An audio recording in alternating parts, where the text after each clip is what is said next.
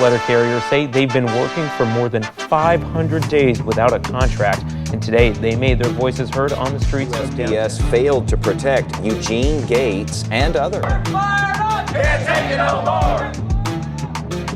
Mail carrier robbed at gunpoint. Police are targeting these mail carriers for their universal keys. Nearly 1,200 reported attacks and other assaults on postal workers just last year alone. This is a disclaimer for it. So next generation carriers and our friends at Postal Rosies and guests are guests in an individual, speaking in individual capacity.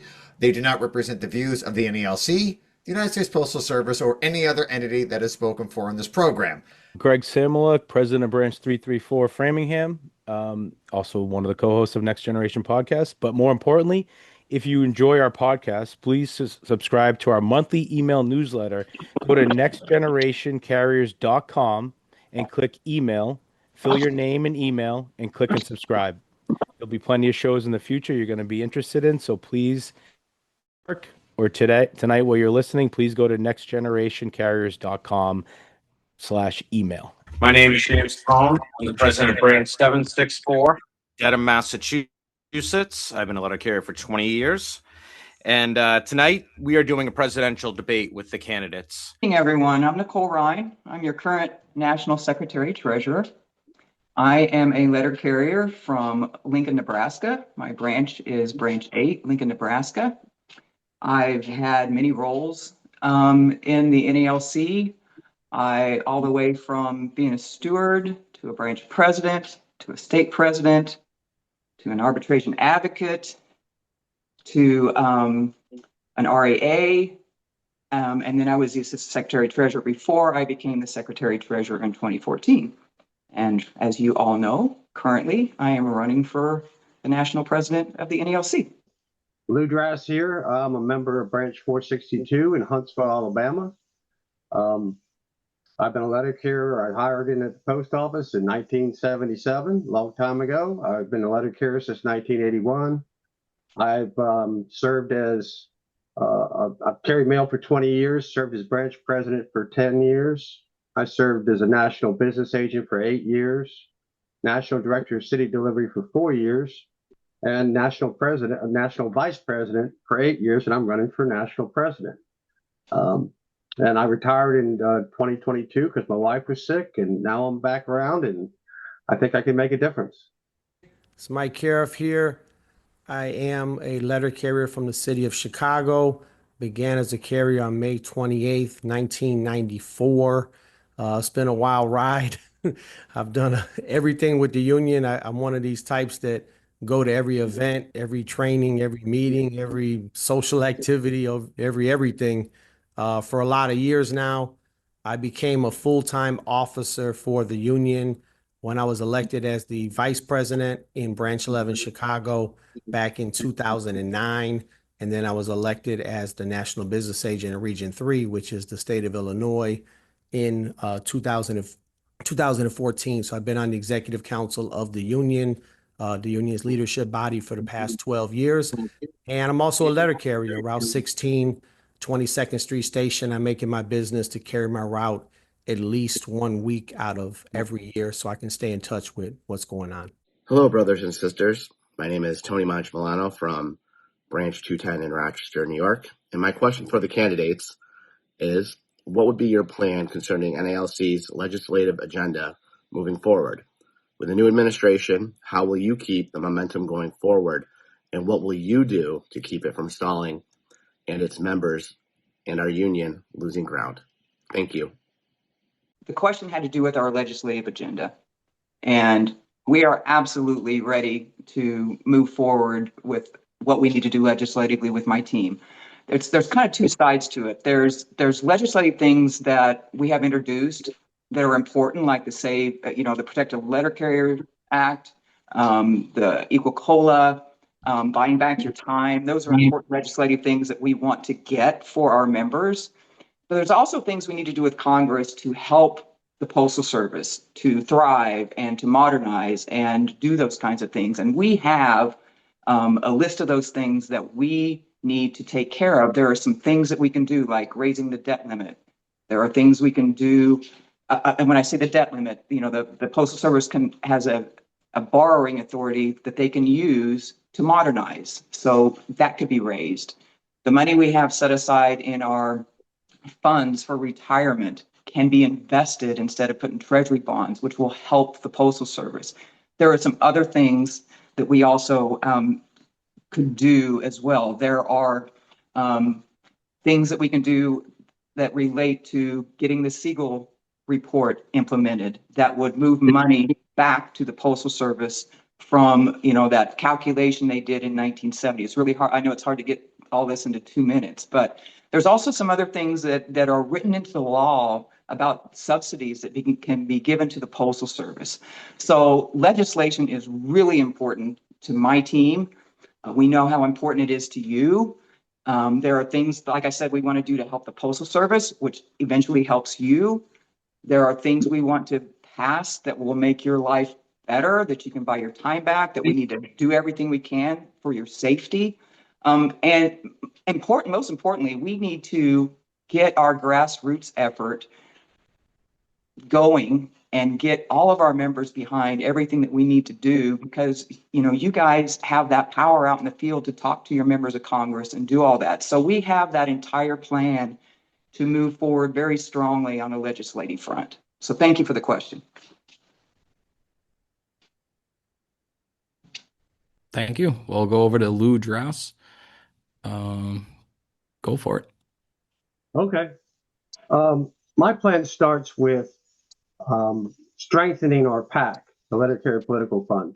I think we're woefully short on how many letter carriers contribute to our PAC. And that's going to be something we're going to talk about a whole lot. There's no reason why we should have 13 letter carriers out of 100 contribute to the Letter Carrier Political Fund when we have 93 out of 100 letter carriers belong to the union. Legislation is really important. And as far as letter carrier concerns, active letter carrier concerns, we need to pass the Protecting Our Letter Carriers Act. We need to pass the Federal Retirement Fairness Act, which Nicole explained. That's when you can buy back leave, buy back your non-career time. And the Protect Our Letter Carriers Act is all about stiffening penalties for people when they get assaulted and providing money to make the arrow key something that somebody can't steal from you. The third thing for retirees is the Equal COLA Act, and that affects every PERS retiree, every one of you.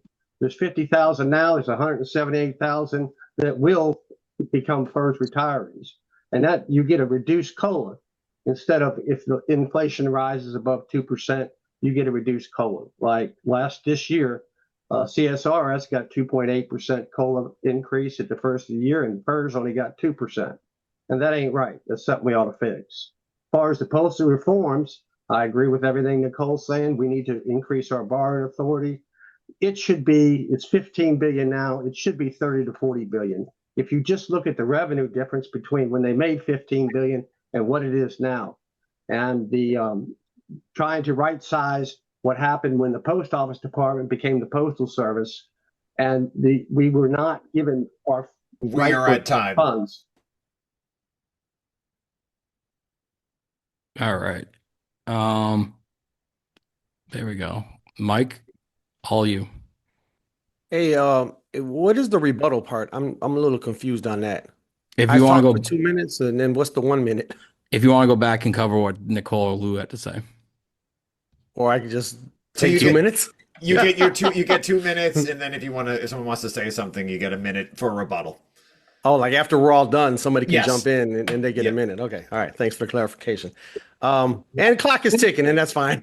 Look, I think that I know Tony framed the question as, continue our legislative success. We've been somewhat successful and somewhat unsuccessful. I mean, let's not forget about the most drastic thing that has happened to us in recent memory, which was when all of the carriers that came in after 2014 had to pay 3.6%, 5 times as much into their FERS annuity without any additional monies coming into their annuity check. And there's been other things that have affected us negatively legislatively. I think the main thing about legislation is that we inspire the membership to fight for the things that are going to be valuable for letter carriers. I think I'm all in favor of a strong post office and the economy of the post office. And we got the Postal Reform Act passed in 2022, and that was great. But I think that legislation that directly affects letter carriers is going to be the most important legislation. You take the Protect Our Letter Carriers Act. It doesn't have the element that it should have, which is the postal police in it. And the postal police is something that the Postal Service doesn't want to have to fund. Well, that's one thing that would definitely help keep us safe out there. If we're promoting something, then we should have the things in there that are good for letter carriers. And we have an average of 500 letter carriers in every single congressional 15 district. seconds left. We should be able to push our agenda forward. And that's what I think that we need to do. And we need to find a solution for the Postal Service going forward economically. Hey there, my name's Taylor Vennard out of Branch 763 in Columbia, Missouri. My question for the candidates is, what are your plans after this election if you are not elected into office? If I'm not elected, I will also reach out to whoever is and offer any assistance that I can for our members. You know, I've dedicated my entire career to this union that I love very, very much. So it would be the same for me. I would definitely offer to help any way I can, any way that I can help our members. I will be there. So if I'm not elected as a president, then I go back to my route as a letter carrier. That's it. I mean, I don't know. I know Lew is retired. I don't know about Nicole. I don't know about James, but I'm an active letter carrier. I'm running for president of the union if I'm not president of the union. And then, I go back. It's like when the escalator's not working. It still stairs. It still gets you there. I still have a job. I'm not going to be fired or anything. I go back to being a letter carrier, probably get on the list, try to make up for some of that money, hang out with the kids, have a more set schedule. And, like the other candidates mentioned, of course, if my union needs me in any capacity, my branch, my region, the national union to help out with anything that we're doing, I'm always going to be there. I love working for the union, but I love being a letter carrier. So that would be okay with me as well. Hi, my name is Guy Pajorski. I'm in branch 3126, Royal Oak, Michigan. And this is a question to all the candidates. Back in 1991, there was the horrific shooting at the Royal Oak Post Office. Congressional studies concluded that it was a repressive management and the conditions were autocratic. And it doesn't justify what the shooter did, but it happened. And it happened at the post office. My question to the candidates is, back in, I think it was 94, 95-ish, there was a convention that the executive council did not pass the amendment or whatever you want to call it to to have accountability day. Okay, now what is accountability day? Originally, it was our branch established that you don't forget what happened because of management producing such a laborious situation, autocratic, abusive. They were a catalyst in some of the reasoning on why the tragic occurrence happened. And so at the convention, the executive councils denied the accountability day because they didn't like the date. That was the day of the shooting. Unless we changed the date to February 14th, which was the date of the Violence Against the Workplace Agreement that Sobrato signed afterwards. My question to the candidates: will you remember, honor, at least not honor, but just consider the fact that this occurred, this happened, it could happen again, to remind people that accountability day is something that we should all be aware of, because if, we don't want history repeating itself. Will you honor accountability day? Because lately there has been nothing mentioned on February 14th about accountability day. It was passed at a convention. It was never brought to a fruition in which the national would at least, recognize that date in remembrance or whatever the case. Thank you very much. I wish the universe gives you love today. He brought up the fact of something that happened at the 94-95 convention. So I'm definitely going to go back and look at that. And we should definitely, recognize the things that have happened in our union. And if that's the case, then yeah, we're going to have Accountability Day. I also wanted to say that, it was tragic. There have been so many tragic things that have happened that none of us can come and cope with, right? Nobody wants that to happen. We've done some work on the JSOV, the Joint Statement on Violence. We have the JWIP program, and I think we can do better. I think those programs right now, there has to be joint agreement that there's a problem to go in there.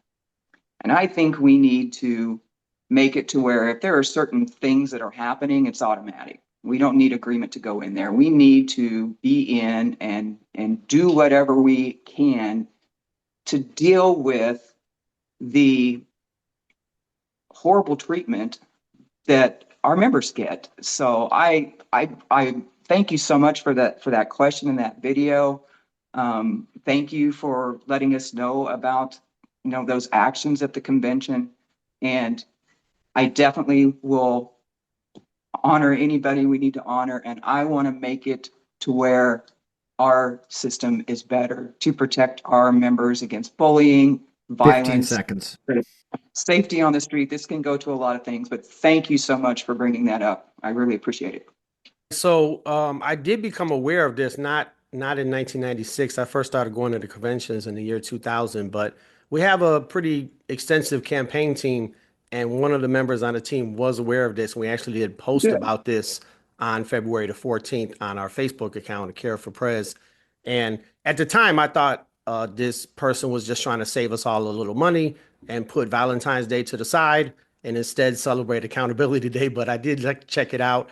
And I think it is something, especially if it's a resolution that passed at one of our conventions, that we should take up. And I think that the whole idea of accountability right now is where we're really missing out with the Postal Service. They restructured on their side, like in 2000 when DeJoy was the Postmaster General. And when they did that, they made it worse, the limited amount of accountability they used to have. Like there used to be a district manager that kind of oversaw all the operations, and you would be able to go to the district manager and there was at least some accountability there. Whereas now, and I know my fellow union reps are having the same problems that we're having, is that, there's no accountability. Nobody cares. There's no nothing. And I think that we need to work with the Postal Service on a better structure. And we need to make sure that we're putting them to the proper shame for the things that they do and the decisions that they make as an employer and as a service to the American people. And I think there's a few more things that we can do along those lines. And then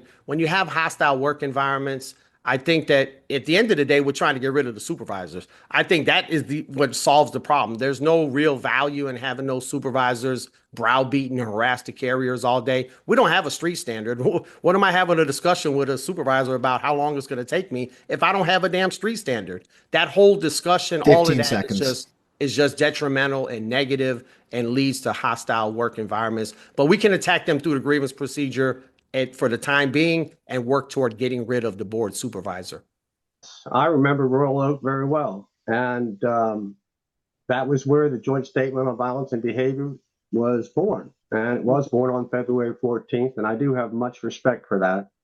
We took this thing to national level arbitration to decide to find out what did that agreement really mean. Was it a contractual obligation or was it a pledge? And it turned out it's a contractual obligation. And we've been fighting in arbitrations ever since to implement that settlement, that national level award. And we have been successful in many cases for having a supervisor removed from supervising directly or indirectly letter carriers. And that comes from a process, and I don't know where everyone else does it, but I know Region 8, where the business agent sends a team in And the team goes and interviews the carriers, and somebody files the informal A, somebody files the formal A. And this happens, it has to happen. If you got a bad actor manager, they're going to be a bad actor manager. They're not going to just do something once. It's going to happen over and over. And it's frustrating, but you have to stay after it as a local union, and we're going to be there to help you with that. And that's one way to deal with this thing. As far as I did an award back in 2001, and that award invented or created the twin remedies type of resolve, where it's not just the supervisor, maybe it's the station manager telling the supervisor what to do. And you can work your way up the chain and have more people held accountable, like the postmaster, even a district manager's been held accountable 15 before. seconds. But all right, that award was challenged in court by the Postal Service. We won in district court and we won in circuit court. And that was Memphis, Tennessee, if anybody wants to know. The grievant is Andy Barnett. You want to look it up.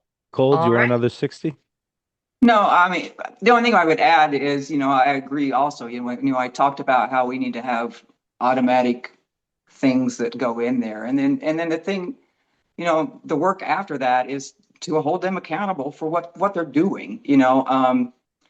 Y'all know we send people in there and they behave while we're there, and then we leave and they go back to the same crap. So we have to have a process in place that holds them accountable for the stuff they're doing. And, I think everybody mentioned it earlier, file grievances, do whatever, but the accountability is the other part of it as well. My name is Sarah Cuello. I'm from Branch 825 in Oak Brook, Illinois. And I want to know, what should the NALC stop doing, start doing, and continue doing as an organization? Well, we should stop doing, I don't know, I'm sure there's plenty of things, but we should stop negotiating a contract that we got to hold our nose, not just negotiate, but we shouldn't ever sign a contract that we have to hold our nose about. If the contract pays clerks at any step more than us, we shouldn't do it.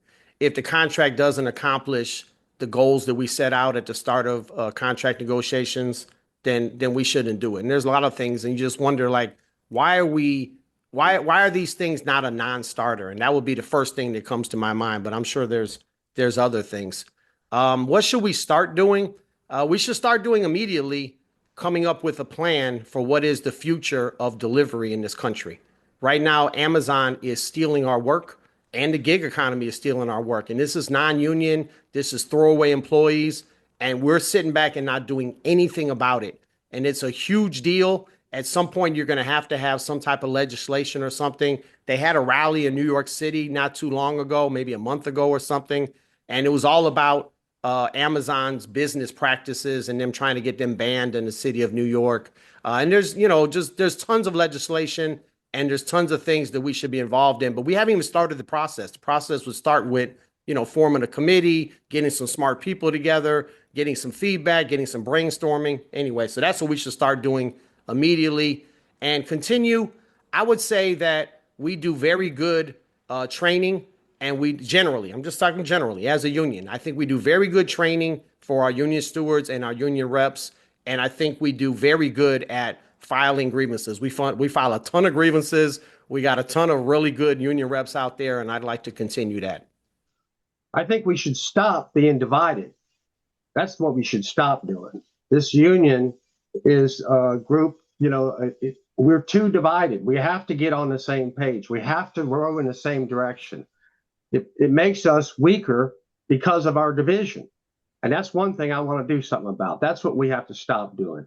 What we have to start doing is dealing with the backlog in the grievance procedure. What we have to start doing is taking on the interpretive cases. We have 10 national cases pending. 8 of them have been filed within the last 2 years. 6 of them, or 5 of them, been the last year. And 4 of those cases, 4 out of the 10, deal with remedies. We have to get through that to get to the other side. We have to get operations involved within the whole grievance procedure backlog. It's not just labor, because labor don't have the juice. Operations does.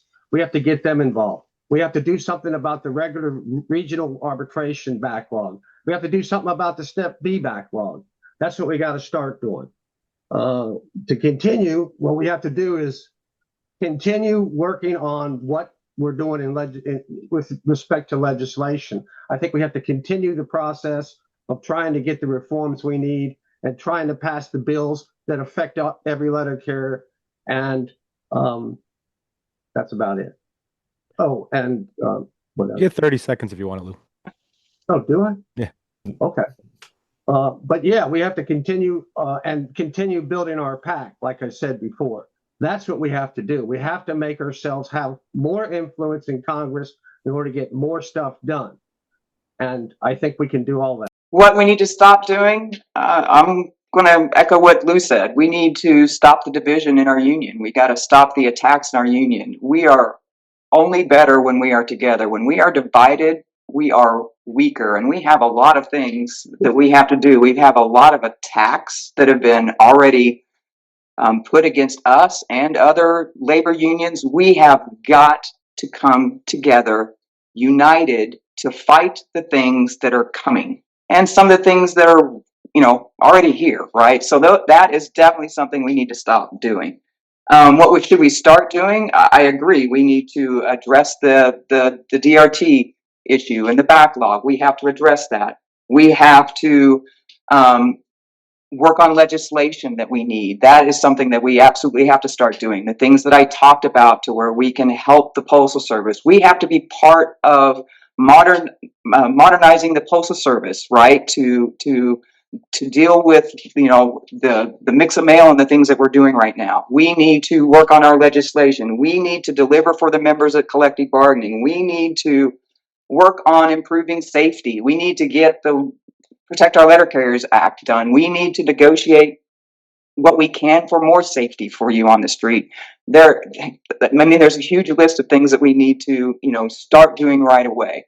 And the things we need to continue doing, I totally agree that we do a great job of training. We need to continue doing that. We need to educate our members. We need to, help however we can. I believe in building our pack, but I also believe that we need to also use our grassroots effort to get those things that we need.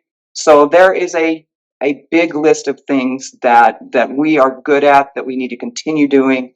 We've got to stop the division, and there are things that are immediate that need immediate attention. Time. Sorry. No, you're fine. Would Mike or Lou or Nicole, anybody like another minute for rebuttal to anything anybody else said? Mike, you're muted. I can see your lips moving. Oh, they muted me, man. Yeah, I would like a rebuttal on that one. Sure. You got 1 minute. So I heard Nicole and Lew talk about the division in our union, and I really just want to stress the fact that I don't think we're divided at all as a union. Particularly, we're not divided because we're having an election. I really would push back against that. And I think that the problem we have where you see division, where you see inactivity, where you see infighting is because our leadership, starting from the top with the president, hasn't set a clear agenda for us as letter carriers that everyone can get a part of. And I think that's been our biggest shortcoming. And when you don't have a clear agenda that everyone can grab onto and say, here's where we're going, here's how we're going to be successful. When you do that, seconds. It goes down into this kind of infighting and some of this pettiness and bickering and stuff like that. But I'm all for unity, but let's talk about unity with purpose as a union. Nicole or Lou, would you like another minute on that? Lou? Yeah. I don't care what anybody says. This union is divided, whether you want to admit that or not. All you got to do is listen to what's going on out there. We are divided, and that's got to change. If we're all on the same page, then maybe we can call a rally, for instance, because we're going to need everybody. If we're going to get these contract goals or pursue what we're pursuing, we're going to have everybody with us. And then that means when we call for a rally, everybody shows up. Everybody's on the same page. Everybody's on the same team. And we're just not right now. That's it. All right. Nicole, do you want a minute?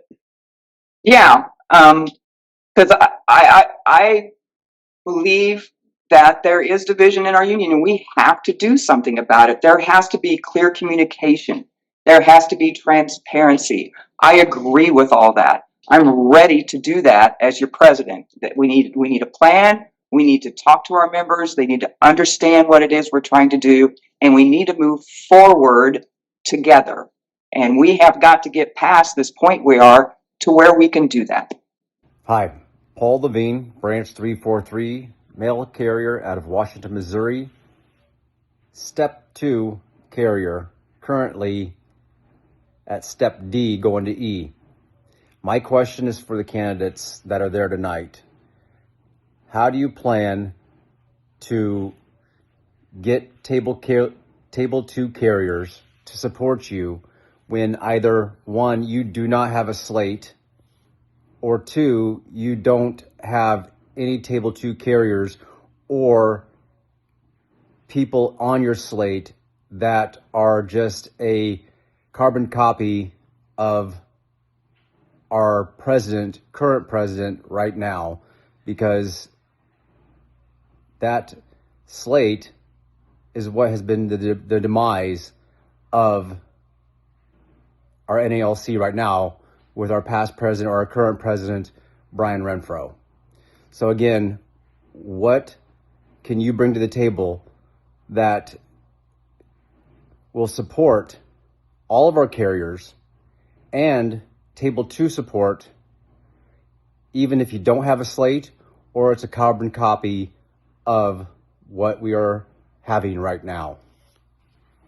All right, let's start with Lou on this one. And just a reminder, we are not taking questions right now from the audience. We're going to save that for later. So, Lou, did you want to start us off with that one? Sure. Well, one, I'm not on a slate. I'm running by myself, but I am not a carbon copy of anybody. I am my own person. I've got my own views. When you want to talk about Table 2, and this is part of the division part of it, like we're pitted against each other, Table 1 versus Table 2. The truth is that everybody's in Table 2 that's still working, or you're at top pay. If you're at top pay in Table 1, you're at top pay in Table 2, and therefore the same thing. There's nobody left in Table 1 that's going through the steps other than OWC people that are out on injury that were frozen in their pay step. So what we're dealing with is all Table 2, and we have to do better for Table 2, and that's what I'm planning on doing. I am listening to the members. I know what your needs are. I know what you want, and we're going to try and get that for you. As far as I can tell you that I've never been part of the financial side of negotiation, but none of the other candidates have either. But Table 2 is what we got to work on, because that's all the carriers that are working. They're all Table 2. And what we got is top pay versus people going through the steps. That's what we have. And that's reality. Well, one of the things I heard him say in the question was carbon copy. And I am not Brian. And in fact, my team is about change. We moved forward without our current president. That was a decision we made because we weren't happy with the way things were going. So I am not that carbon copy person. I am somebody that has worked very hard for our union, continues to work very hard for our union, cares about our membership. But when you say that, my team is about change. And I'm excited about the team that we have. We have a lot of experienced people. And to go back to what Lew was saying, it is about improving the life of our members, right? It's about addressing the tables that seem to, that come up and, like Lew said, try to pit us against each other. We absolutely want to work on getting a single pay table for everybody and stop all this. We are for the members, and whatever we can do to make your life better, we got to do that. But I don't agree with anybody saying that I am a carbon copy of our current president, because that is absolutely not true. All right, so I'm going to start with my agreement with my two fellow candidates, and that especially Lew and Nicole too. I mean, they're not carbon copies of Brian Renfro. They are their own people, and they wouldn't do the same things that he did as the president, nor would I, nor would anybody else really. So we can take that off of the table for sure. I would say that this is an issue where carriers coming in now don't feel like the union understands their plight. And so I've taken a lot of time during this campaign to really look at the numbers, and it's jarring. Table 2 carriers, people that came in as career carriers after 2013, 2014, they make a whole lot less to start. It takes way longer to get to the top, so you're making a lot less at every step. Table 1 pay chart was front loaded. You're paying that extra 3.6% into your retirement without any additional benefit. We've lost ground on health insurance, both in the percent that we pay and how far that money goes. You know, you're paying a lot more out of pocket now in health insurance. And the job has gotten more dangerous. There's more harassment. And so when you look at your union leadership and you see in your post office that at least 70, sometimes 80% of the carriers have that experience. You know, anyone that started basically in the last 15 years had that experience. And you look at the leadership of the union, and when the current executive council has 0 people that had that table 2 experience, and then you look at like Nicole has a slate of officers running for all the positions, and once again, none of them ever had that table 2 experience, and you're like, man, there must be some disconnect here between our experience as letter carriers and the leadership of the union. And I think that's the issue, and that's an issue I've talked about and I want to fight against. Michael Smith, Branch 916. This is a 4-part question. What are your thoughts on the way Brian Renfro handled the last contract negotiations? How do you feel about his handling of the current negotiations? Would you do anything differently if you were in charge of the current negotiations? And for future negotiations, would you commit to telling the members the Postal Service's best offer at the end of the 60-day mediation period? And if there is no offer, would you commit to going directly to arbitration? Thank you. All right, awesome. Thank you for one from Mike. Lew, I'll give you the first shot at this. All right. I think that the last negotiation was not handled correctly. I'm not going to. We waited way too long, and we promised way too much, and delivered way too little. And that's what happened in the last round of negotiations. This round of negotiations was so far more transparent. We are to the point of mediation's over. We need to select an interest arbitrator and get to putting a case on. Now, I believe when you put a case on, we have to have letter carriers. We have to let them vent. We have to have panels that go and testify about the hot, the heat, the cold, the danger, the workroom floor environment, the uniforms, the pitiful situation you have with uniforms, how much they cost versus how much you get, all those things and more. We have to have letter carriers, a panel about why the job's more mentally and physically difficult than it was, say, 10 years ago. We have to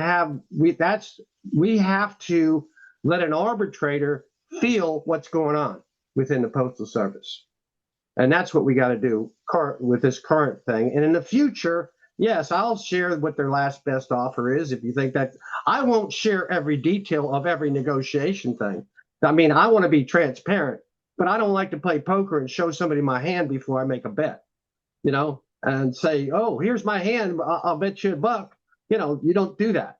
There's some things that you got to hold to the vest, and that's just the way that is. But I would be transparent in the 15 future. seconds. And in the future, I would go to interest arbitration right after mediation. You have to make a plan for that. There's no sense in holding back and waiting for a bus that might not even be coming. So the last one, Brian took too long. I don't think it was handled well. It took way too long to get to that negotiated agreement. And that, again, was not how I would have handled that, right? This one, I agree, it's been better with the communication. We are getting ready to go into arbitration. I agree that we should be fighting for all those things. The hard work that letter carriers do, that you work outside, the comparability with other people that do work like us, all the safety issues, all the dangers of the job, all those things should be, would be what we would be conveying as, our arguments. And, we have, we get experts to help us with that argument as well. Future, absolutely. More transparency. And like I said, I think we had it this time. I would continue to work on that. It is a fine line between when you're trying to negotiate something, sharing, because you definitely want to do that. And I would share everything that I absolutely could that would not harm you, right? I'm not going to share something that would put us in a bad spot or something that would put us behind, the 8 ball of trying to get something for our members. But absolutely, I am absolutely about communication and transparency. I am about moving forward in the process as expeditiously as we can, as 15 seconds. So that we can get the best possible results. Since I have 15 seconds. Thanks, Chris. All right, thank you for that, Nicole. Up next is Mike, and if either one of the candidates at the end want to have a rebuttal, just shake it, wave your hand around, and I'll call on you for a 1-minute rebuttal. Go ahead, Mike. Man, I thought we had 7 seconds left, but then you took it up, Chris. Would I do it differently? I would start there because I would absolutely do this thing way different than the way we do it right now. And I hated the way we conducted contract negotiations at the expiration of the 2023 contract. I think that what needs to be transparent and what we still didn't have this time around is a transparency on 2 things. One, what is the Postal Service commitment to working together with us during the 90-day legally mandated period to solve the problems? So the last 2 contracts, we've had this ridiculous task force to study the uniform program, and it hasn't worked at all. And so with that, what is the Postal Service commitment on uniforms? How many meetings are we going to have? We're going to schedule it Monday, Wednesday, Thursday. How many hours? How many people are going to be there? What are we going to look at? I want something concrete. And if they're not making the commitment that they should be making, I'm telling on them. That's what transparency is. I'm going back to the members, and I'm going to media, and I'm going to the Congress, and I'm saying, look, these people are not taking this seriously. We got a broken grievance process. We got a uniform program that doesn't work. We need to do something about that. And what really pissed me off about the last contract negotiations, it wasn't the form of them. It wasn't it took too long or whatever. It was that we didn't accomplish our goals. And we had a great opportunity after the pandemic to finally get back to where this job is a respectable middle-class job like it used to be. And since January 10th of 2013, it hasn't been. And we had that opportunity last time around. And instead, we end up with a contract that pays clerks more than us, that keeps the CCA classification, that didn't make any improvements whatsoever, that doesn't make us comparable to UPS drivers who got a great contract in the summer of 2023. So I hated all of that. And I'll leave it right there. Hi, guys. This is Omaira Acevedo from Branch 181, Austin, Texas. My question for the candidates is the following. The NALC has been an association that represents a wide variety of carriers with different backgrounds. With that being said, would you, as the future president of NALC, would be advocating the translation of not just the national agreement, but also all union literature, including the post office manuals, handbooks, all the works, for the letter carriers that have English as their second language? Absolutely. That is something that we should definitely do. I believe in, our membership is so diverse, and it really is, and it's such a strength of ours. And it's a strength that we harness a lot, and we need to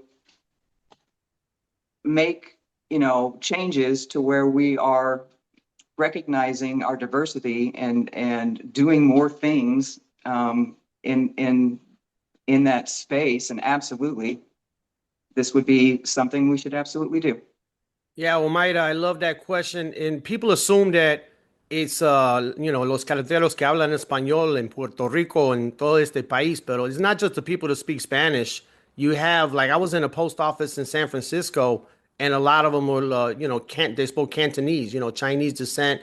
You have a lot of carriers that are deaf that use sign language to communicate in a lot of different ways. And I think that we could probably do more in translation and making things available and just making people feel, everyone feel part of the union. So I don't know what more to say on that. Lew? Yeah, I think it's a great idea. And I'm just thinking about this. I don't know why you couldn't set up our website to where the first thing you did is pick what language you wanted to be in. I mean, they do that on airplanes. They do it on, anything you do anymore. I would imagine, and I'm no tech guy, but I bet you can set that up. And that would be a great idea to do, not just to one language, but to several. Donald Butler, Concord, New Hampshire, Branch 76. My question is, if elected, what are your plans for arbitration if we do not have a new contract by then?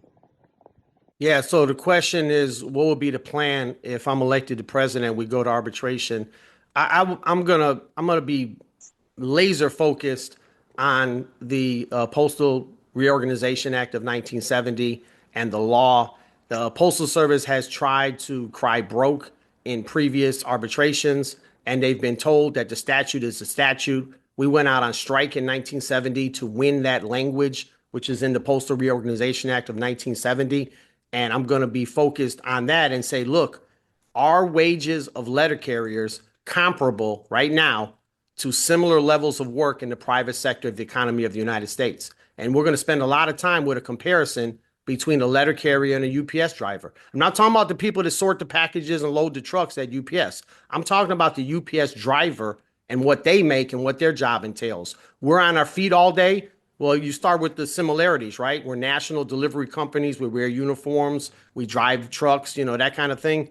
Our pay is not nowhere near what their pay is. They're making $49 an hour after 4 years to the top, and 100% of their health insurance paid and uniforms just provided to them without this ridiculous process. And so when we have a comparison, I don't see how we compare any less than the work that UPS drivers do. You look at it, you say, okay, they are out there on the street, but we're on our feet all day. A lot of times they're sitting in the truck. We're facing a lot more dangers now than ever before. We're out there in the heat longer.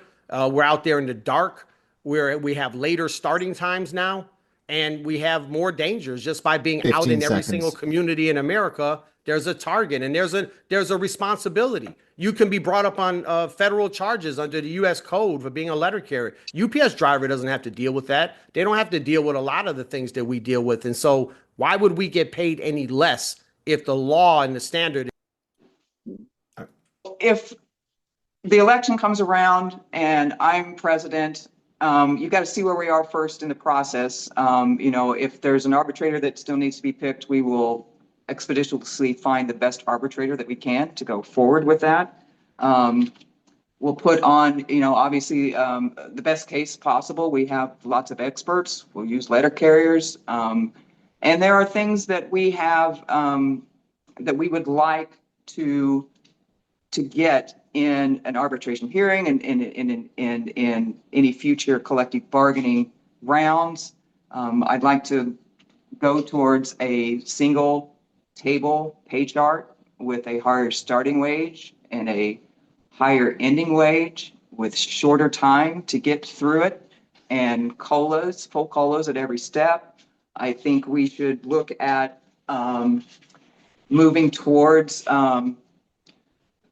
eliminating the non-career workforce, which has been our goal for a long time, and we need to do that. I think we should look at ending all forced overtime. If the contract, if it's in violation of the contract, you should be able to go home like we have for other provisions in the contract. I think we need to address the uniform allowance. I think that it needs to be significantly increased.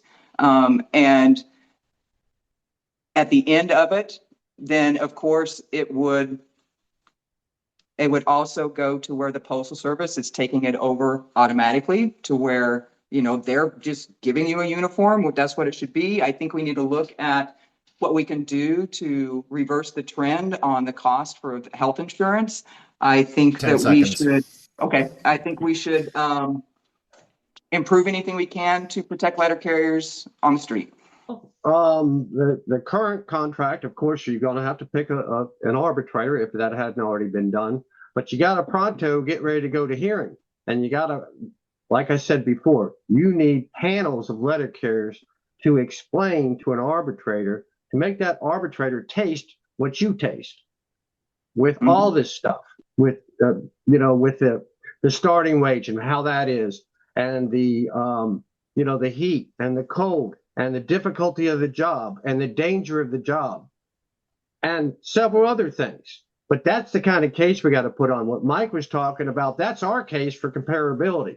The Postal Service got another case. They're going to try and compare us to everything, including pizza delivery people. That's what they've done in the past. So we got to be prepared for that sort of thing. And we do have experts, and we'll put on the expert testimony. But where the rubber meets the road is when letter carriers talk about their lives and talk about the environment. That's another one. All those things we're going to have to put in bring to light, bring everything to life in front of this arbitrator. And that's what I would want to do currently. Yeah, I got some rebuttal. I don't have confidence in either Nicole or Lew to get us the contract we deserve. And I'll tell you why. And I'm listening, and I've seen some of the stuff that Lew has put out, and I'm listening to Nicole here talk about getting the full COLA, eliminating the non-career classification, doing something about mandatory overtime, the uniform program, health insurance costs, all of that in the last contract. We didn't make no advancements on any of that stuff in the last contract. And where was Nicole and where was Lew at saying we can do better? We as letter carriers need to fight for a better contract. We can actually do better in the interest arbitration process because we have that comparability standard. And that's what I would say about that. Nicole or Lew, do you guys want a rebuttal? Absolutely, because I don't agree. Number one, I didn't negotiate that contract. I was not crazy about that contract. And I think we could have done better. Absolutely. So, to answer that, I don't agree with Mike's assessment of what he is saying. I absolutely can do the job of president. I can absolutely fight for letter carriers. I can absolutely go to collective bargaining with the things that we want to achieve. I did not negotiate the last contract. Neither did Mike or Lew. Lew, rebuttal? Yeah, for the last contract, I was not part of the negotiations in any way. I was retired, so I was never part of that negotiations. I would like to say, where was Mike? He was part of that negotiations, or at least he served on some bargaining committee for that thing. And I know he's talked a lot, but he hadn't really done anything toward change. And yes, we didn't get anywhere with all those things in the last contract, but this is a new contract. And we'll get what we can get out of this contract, and we'll bargain a new contract. That's what we've done for years and years. And we always try and do better for letter carriers. But, I have confidence in myself. I know what I can do, and I know what I'm going to do. And I hope that folks out there can see that. Hi, my name's Donald Stonecipher. I'm from Branch 576 Phoenix by way of Branch 1100 Whittier, and also by way of Branch 1100 Anaheim, and I'm proud of those roots. I was wondering if the candidates would support a constitutional amendment that would require just cause or majority support from the Executive Council for the President to reassign duties of other members of the Executive Council, and also for firing MBAs or RAAs. I think it's hypocritical of the council not to support time limits on appointing MBAs, while also not caring on the back end how firing them affects their personal lives. So, thank you. All right, let's hear from Nicole first. So a constitutional amendment so some of these items were actually brought up at the convention in Los Angeles. And the delegates at the convention actually voted them down. So, some of the things that we're talking about with the time limits for appointing somebody, obviously, as president, I will do that as quickly as possible. I don't think it should have taken as long as it did. I don't think we need a constitutional amendment to put a time frame on that. There could be something, that in that decision process to where that time limit might actually not be an advantage, right? The point is you need to be willing to make those decisions and not let them take that long. And I promise you, I will do that, right? I will pledge to you that that will happen. Reassigning duties. There are a lot of officers at headquarters that do different kinds of duties. Depending on, the needs, sometimes they change around. I don't necessarily think that we need a constitutional amendment for the duties of officers to be shifted from one another. I think that might limit us. If the idea is to bring some of those things to the council, I totally agree things should be brought to the council. In the last 4 years, we haven't had communication. We haven't had transparency. There are things that should have been brought to the council that weren't. 15 seconds. If you have that communication and transparency with the council, I don't know that the constitutional amendment would be necessary. Thanks. Yes, I do not support a constitutional amendment that requires the just cause be proven before somebody goes back to the route. If it's some regional administrative assistant, for instance, somebody like that. Look, if somebody's not doing what they're supposed to do, then you give them opportunity, but eventually you got to do something with that and bring somebody in who's going to work better for the members. And I don't think that you need a constitutional amendment to make those decisions. As far as reassignment of duties, I don't see, who knows who the members are going to elect for all these positions. Whoever that is, I'm going to work with. And I'm going to find how I can best use you from your position. Just because you're a director of safety and health, for instance, doesn't mean you don't know something about the grievance procedure. And maybe you're really good at that. And maybe that would be something that we could assign you. Like, for instance, we have the mutual benefits director, Jim Yates. He does a lot of the accounting stuff with national bargaining. He's really good at that. If he went to a different position, I would reassign his duties to keep him doing that because he's really good at it. And that's what we should be doing, is using everybody in the best way possible for members. So reassignment of duties is different than taking somebody's duties away. Because I think that's what he's getting at. I wouldn't want to strip anybody, but if somebody's better at something than you, I'm going to use that person for that purpose and use you for what you're really good at. And that's what I would do. I love that I got 4 minutes for this one because I agree with everything Lew just said. So ditto on all of that. And I got some things I want to add here. So the whole concept of just cause, it's all wrong to me. We are letter carriers. We're serving temporarily in a position with the union, and we're just letter carriers. And so if the decision maker, the president, whoever, feels that the union would be better served if somebody else was in that position, assuming that the Constitution allowed for that type of change, then I would want that person to have that authority. It's not punishment. You don't need to have a just cause standard. You're not punishing anyone. That person goes back to being the letter carrier that they always were. And I don't look at it like that at all. Our employees, people that are not letter carriers, they have a union, different unions that represent them.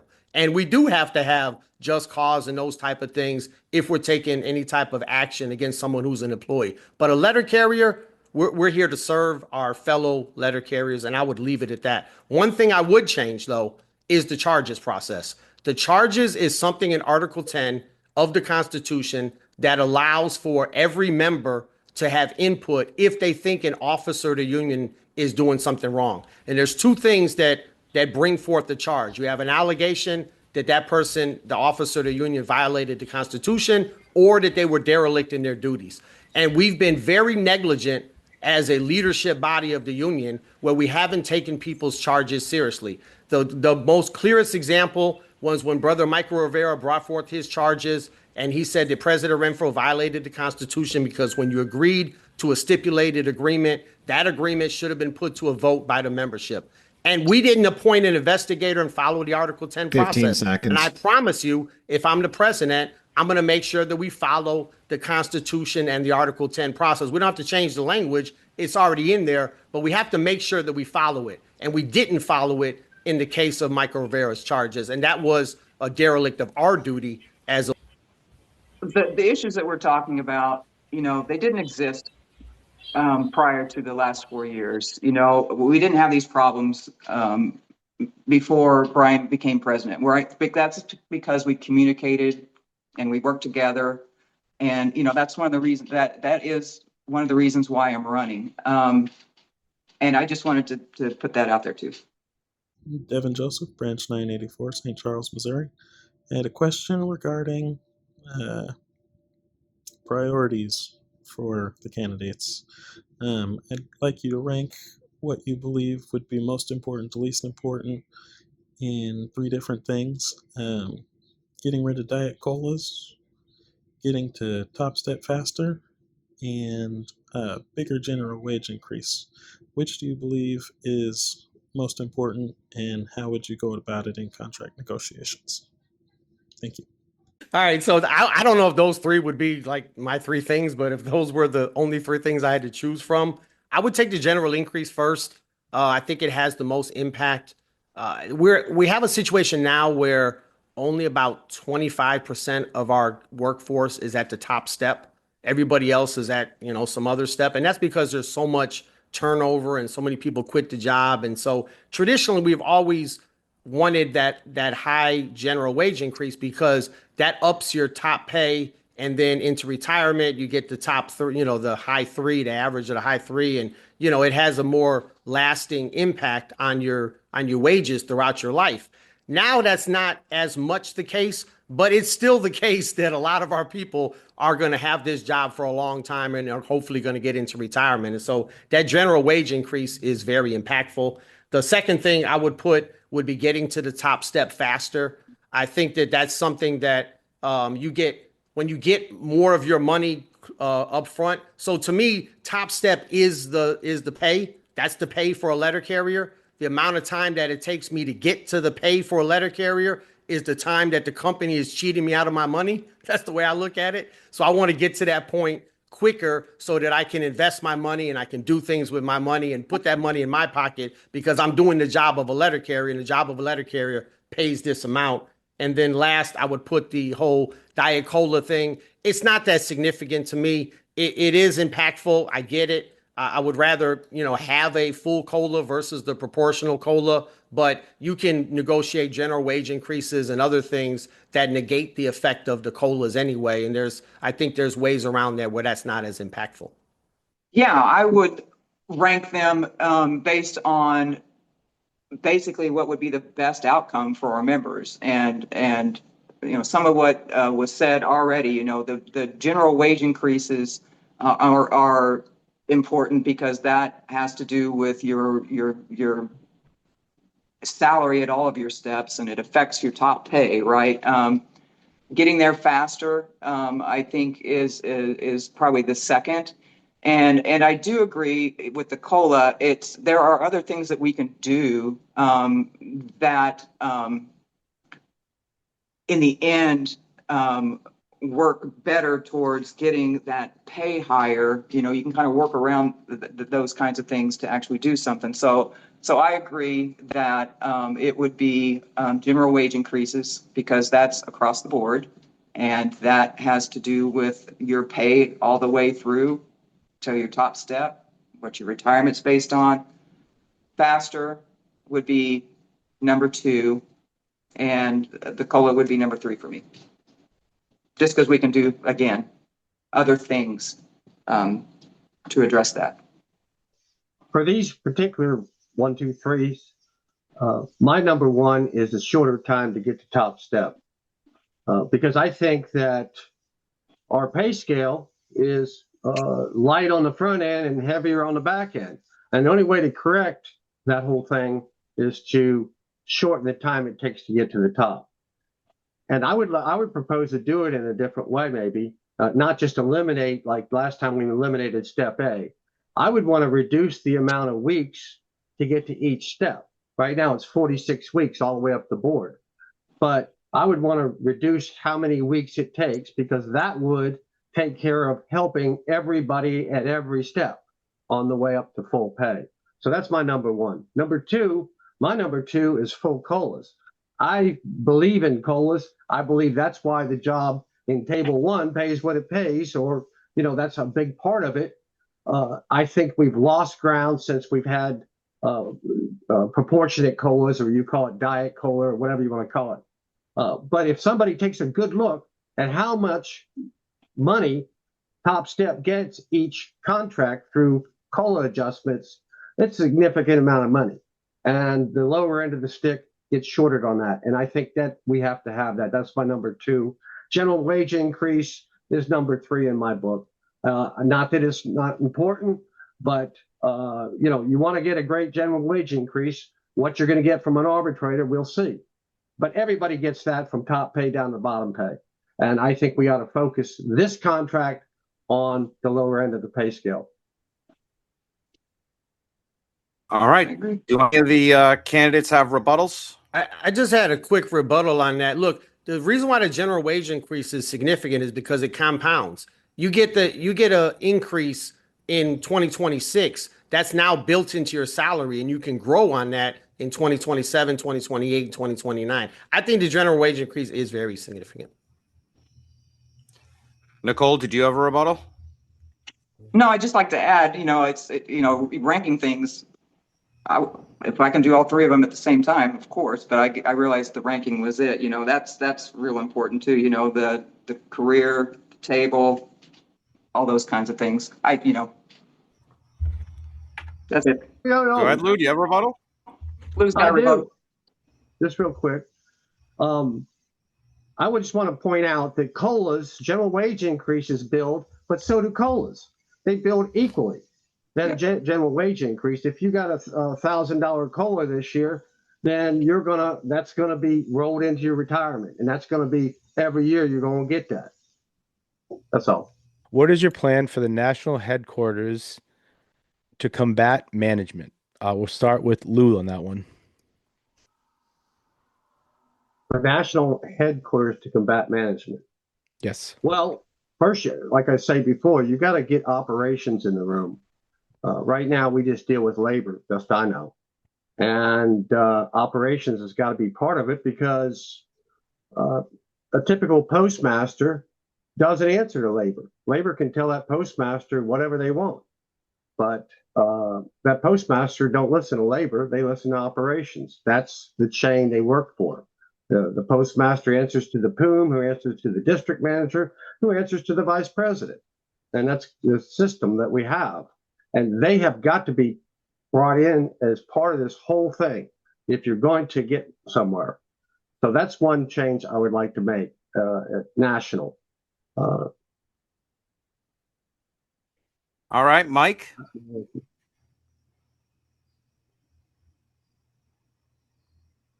You there, Mike? Yep. Yeah, go ahead. Can you hear me? Start the clock. Yes. Go ahead, start the clock. All right, we can start it now. All right. No, I was saying you could have started it. It's a 20-second penalty. Don't worry, it's in my head. I think dealing with management, we have to get some accountability on that side of the table. There is zero accountability right now. Everyone's in the position just to satisfy the person above them. There's absolutely no accountability in the grievance procedure. There's no accountability in the actions that they take, the decisions that they take, the wastefulness. I really think that we as a union have to address this, because Postal Service is literally mismanaging their way, or our way, out of a future and a livelihood. I mean, it's really, really bad out there. And I think that you can quantify some of the waste, and you can quantify some of the decision making that has really been harmful. And I think you can, get some leverage to negotiate a better grievance procedure, better accountability, better enforcement, and different things like that can actually work if we attack management. And it's kind of traditionally we've kind of shied away from attacking management because when you attack them in the public eye, it can backfire on us. It's like, oh, well, the Postal Service is poorly managed. Let's privatize the joint. Let's, turn it over to the Commerce Department or whatever. And so there's a fine line you got to walk there. But I think it's to the point now where something's got to be done. It's completely out of control. I mean, I can't stress it enough. There is zero accountability, and there's way too many of them. And it's just a problem. Their structure is all bad. The Postmaster General doesn't seem to know what the hell's going on in his own organization. The operations people make their own decisions. The 15 labor seconds. people make their own decisions. The other thing I guess I thought Lew would bring up is, filing national grievances and forcing in adherence to the national contract that we do negotiate with the Postal Service. Thanks. All right, and Nicole? You're muted, Nicole. Oh, sorry. You're good now. Okay. Forget what I just said because, he couldn't hear it. It's important to have leaders that can effectively, communicate with management. That's important. And you got to make it to where you hit them to where,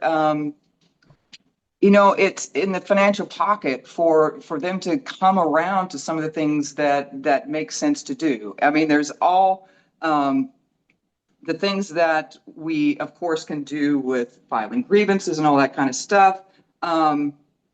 It comes, even when it comes down to like our dispute resolution process, right? You got to get them to the point to where it's not financially advantageous for them to stall and do things like that. So you've got to get things in place to where the decisions they're making, they're doing it because they're in the corner and that's the best way to get out of it, right? So there is the whole national grievance. There's definitely effective communications.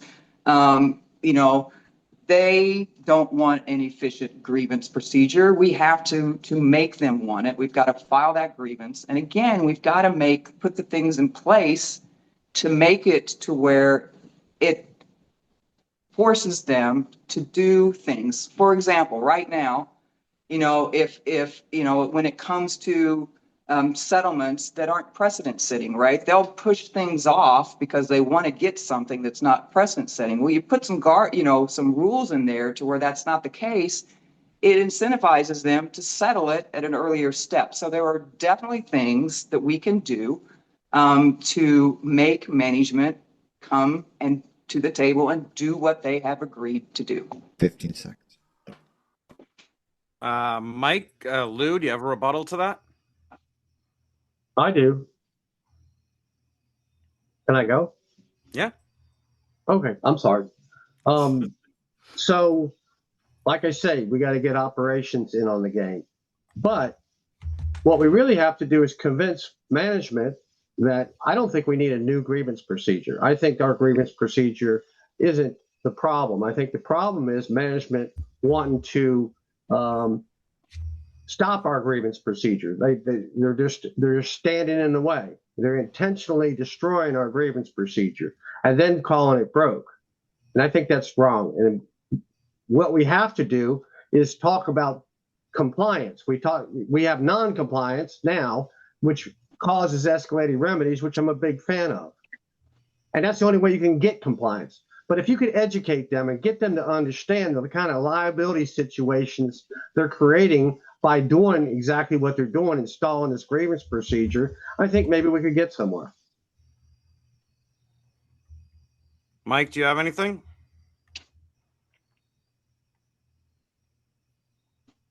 Yeah, I was kicked out for a couple of minutes, but I caught the last part of what Lew said. I disagree. I don't disagree strongly, but I do think that the grievance procedure that we have in play right now can be modernized and improved upon, and it would help. One, you have this big backlog right now, and I don't know exactly how we're going to fix the backlog at the same time that we are handling current grievances unless you have a better grievance process going forward. So I think that that's one part of it. The other part of it is just the modern era. I don't think that back in 1998 or whenever, when the dispute resolution process was formulated, you didn't have Zoom meetings. You didn't have certain certain things that you have now. And I think that a lot of the lawyering and the 1,000-page case files and all that stuff, I think we could do something about that and make it more efficient and get resolution for the carrier quicker, which would be an improvement, in my opinion. All right, now I'm going to send it over to Margot, who has a question.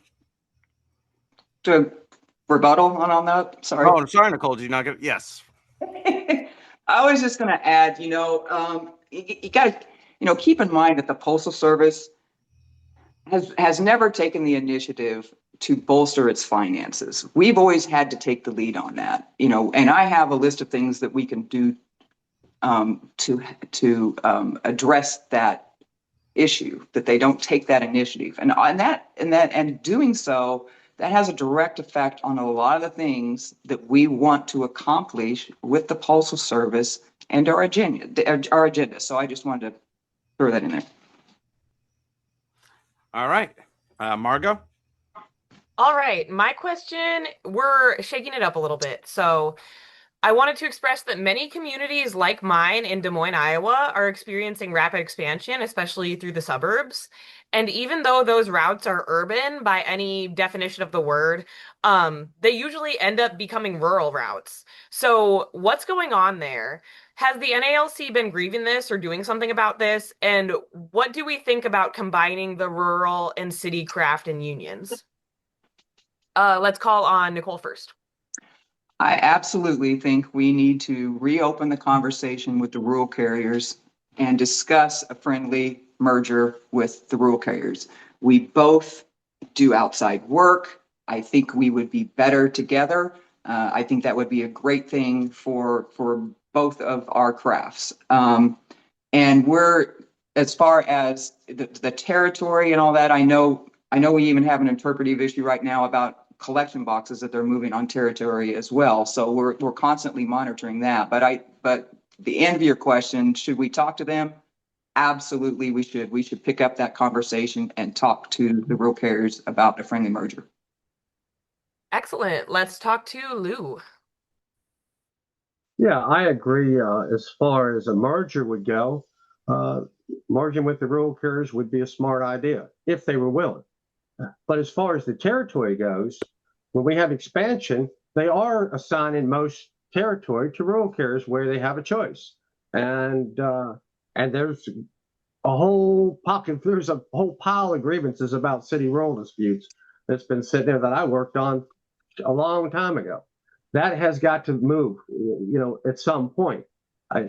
But the thing is, what we're doing out for real in the street is they'll assign new territory to rural routes, and then they can't hire rural carriers, and they'll assign CCAs to do rural territory. That happens, I know, in my city all the time, every day, and has been for a long time.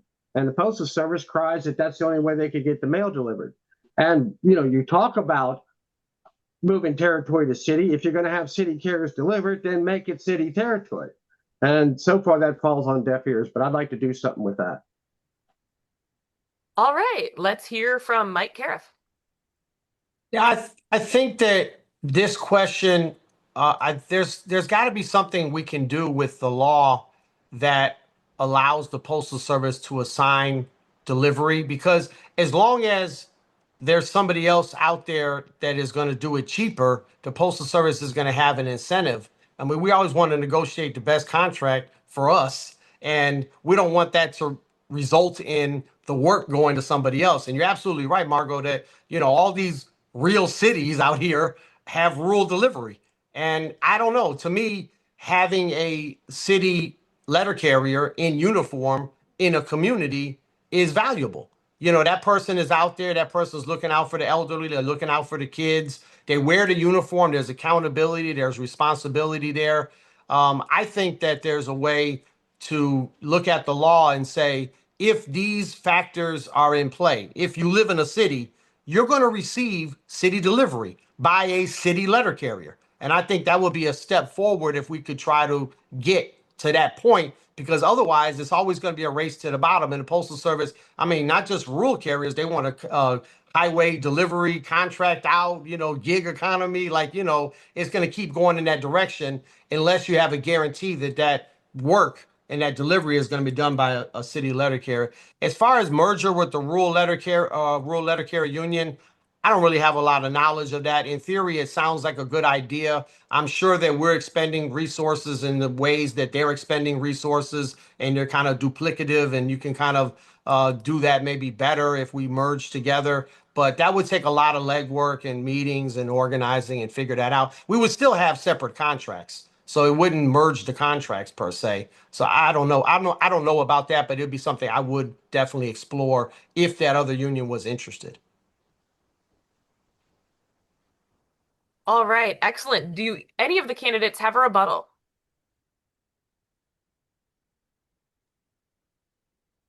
All right, hearing none, I'm going to pass it over to my co-host, Greg. All right.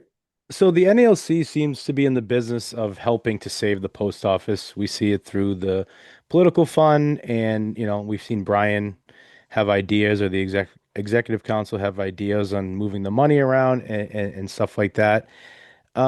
I guess the question is, with all that being said, that we help try to save them, why is there still such hostility towards the NALC, the APWU? I know you guys can't speak for that, but with us trying to save them, why is there so much hostility, and how can you guys, as president, change that?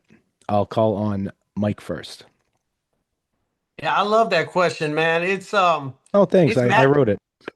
Yeah, it's maddening to me, even in and Lou alluded to some of these things earlier when you talk about the grievance procedure, right? And I've had that experience so many times where I'll go to the Postal Service and I'll say, look, I'm going to be able to save you some money here. We're going to resolve this issue. You're going to have to pay something anyway. So I'm going to offer you this amount, which is going to be less than you'll end up paying eventually. And it's going to build some goodwill, and we'll be able to work together, and we move on to the next thing. And then next time, just don't do it that way again. And then we won't have a grievance, and we won't have this issue. And, it all makes sense, and it's all logical. And they're just the party of no right now. It's like no, no, no, no, no, at the local level, at the national level, and everything. And so I know that.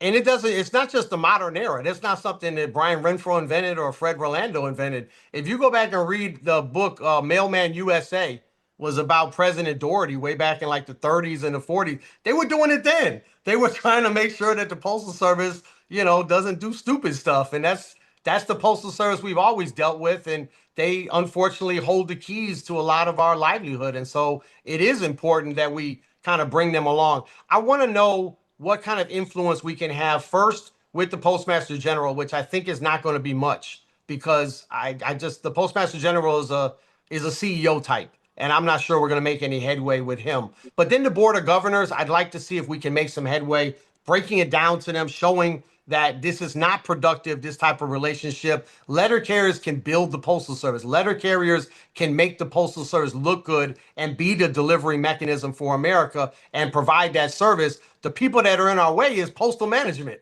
And, try to have that conversation with them. And if that doesn't work, then I think if that doesn't work, then I think you got to go to Congress, and you got to go to the media. You got to do something to shake this thing up, because right now it's really on a bad course. Let's go to Nicole next on that. Yeah, so the question's a great question. Nobody's in charge over there. That's part of the problem. The other part of the problem is it's all short-term vision, right? So I mentioned it earlier that, for whatever reason, they don't take the initiative to do things to help themselves, right? So that's part of the problem too. And we have to address that, right? And we have addressed that. And unfortunately, we'll have to continue addressing that because of, the way they operate over there. But, the bottom line is, it's our company, and we have to take charge, and we have a plan to do that when we get elected. You have more time, Nicole, unless you want to pass it over to Lou. Well, heck, I figured I was right at my two minutes. No, you're right at a minute. We can pass it to Lou if you want. Look, I can add to it because, Sure. Again, the short-sightedness on that side is part of the problem, right? And we've always had to, and it's true, we've always had to go to them with solutions to the problems, right? They that's why we have to do it. It's not only to keep them, viable, but it's to help us get the things that we want, right? The things that we want in collective bargaining. We have to lead on legislation. We have to do all those things to get the billions of dollars that we can put into the Postal Service to help. All of those things, again, it's 10 because seconds. nobody's doing it over there and no one is in charge. All right, Lou, a lot of pressure here. They both thought it was a great question. So what's your thoughts on the question and what's the answer? The question's fine. My answer is like this. We have no choice but to save the Postal Service from themselves, which that's always been true. They're always coming up with some harebrained thing and trying to go in the wrong direction. And we have to try and we have no choice but to save the Postal Service from themselves because it's our company. It's not their company. It's everybody's company. And that's what we need to do. As far as the hostility goes, we've always had an adversarial relationship. I mean, that's just the way it is when you're talking about management versus the union. That's just the way it is. However, it doesn't have to be hostile like this. It doesn't have to be a no-go, no start, no nothing. I agree that nobody over there is really in charge, or not so much, but the people who are in charge don't want to make any decision. They want to be obstructionists rather than visionists. And that's what we need to do, is get them to start looking and get them to chase the right things. And I think you have to start with the Postmaster General and work your way down. That's how you have to do it, because you can't start from the bottom up. The bottom, they don't know anything. They don't care about nothing. And the only reason they don't care about nothing is because nobody's telling them to. If you had the right person telling local management that they to care about ABC, to care about compliance, to care about the environment, the workroom floor environment, if you had the right people doing that, they would all of a sudden care and everything would start to move. But it starts at the top and you have to work your way backwards, the way I see it with the present makeup that we're dealing with. Mike or Nicole, did you have anything else to add to that? I was just going to say, I think the word you were looking for, Lou, was visionaries, not visionists. Fair enough. Exactly.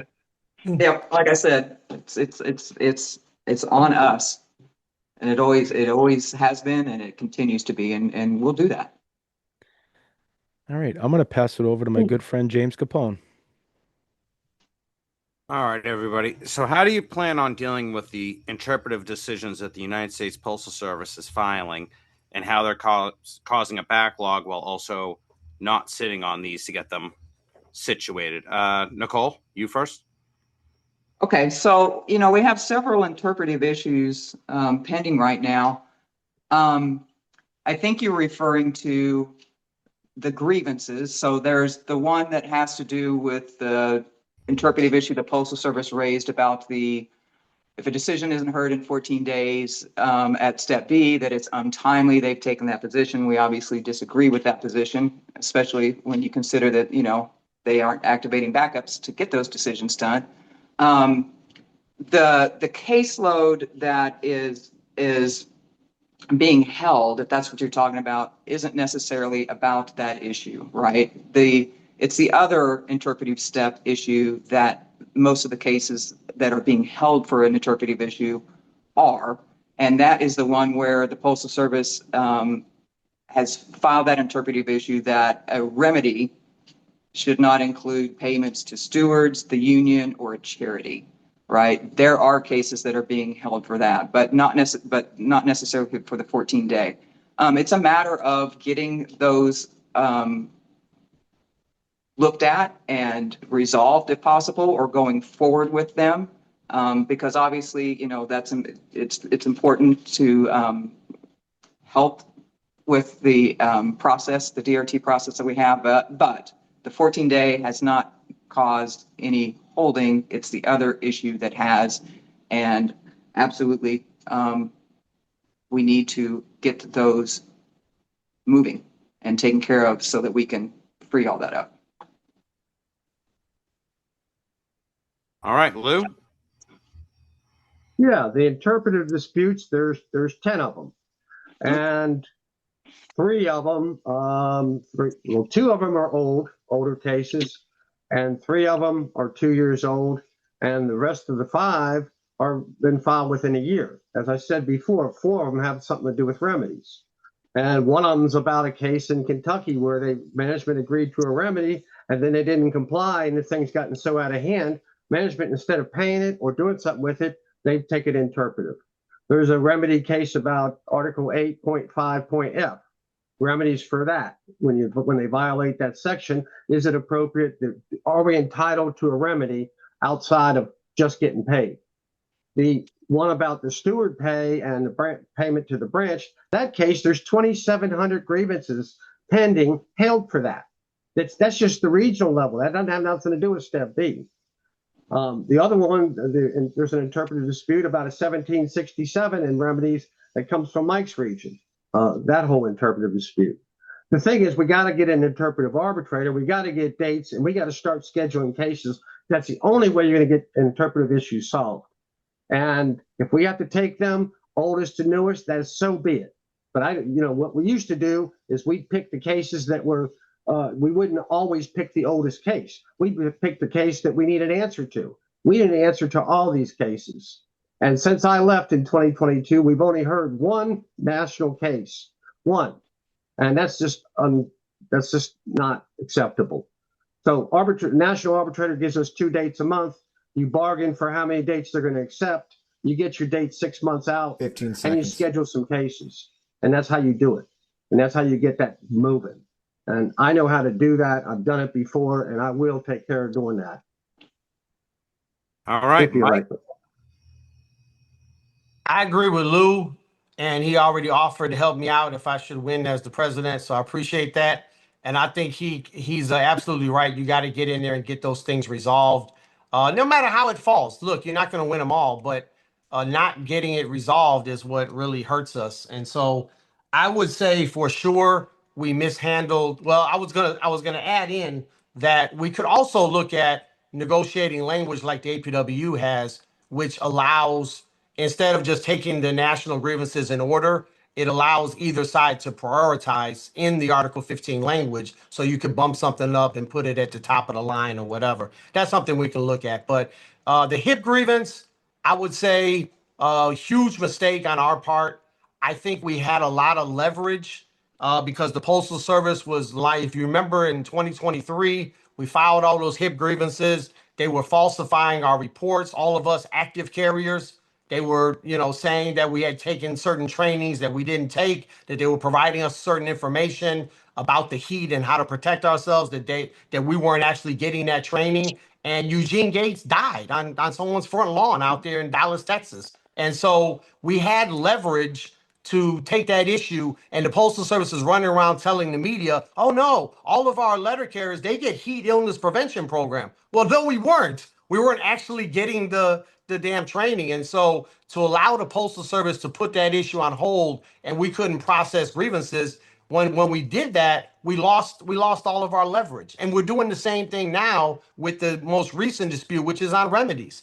I don't believe that you can hold a grievance. And it's a lawyer kind of thing looking at the Article 15 language, but the way I read it, you don't have the right to hold our grievance because you don't like the remedy. The issue itself is not in dispute. The reason why the person filed the grievance is not in dispute. The Postal Service wants to hold the entire grievance for the remedy. I say, no, we're going to arbitrate that thing. All right, Nicole, do you have a rebuttal? Or No, Lew? No, not necessarily rebuttal. I'll reiterate again. It's important to get those cases moving and heard. Absolutely. I got something.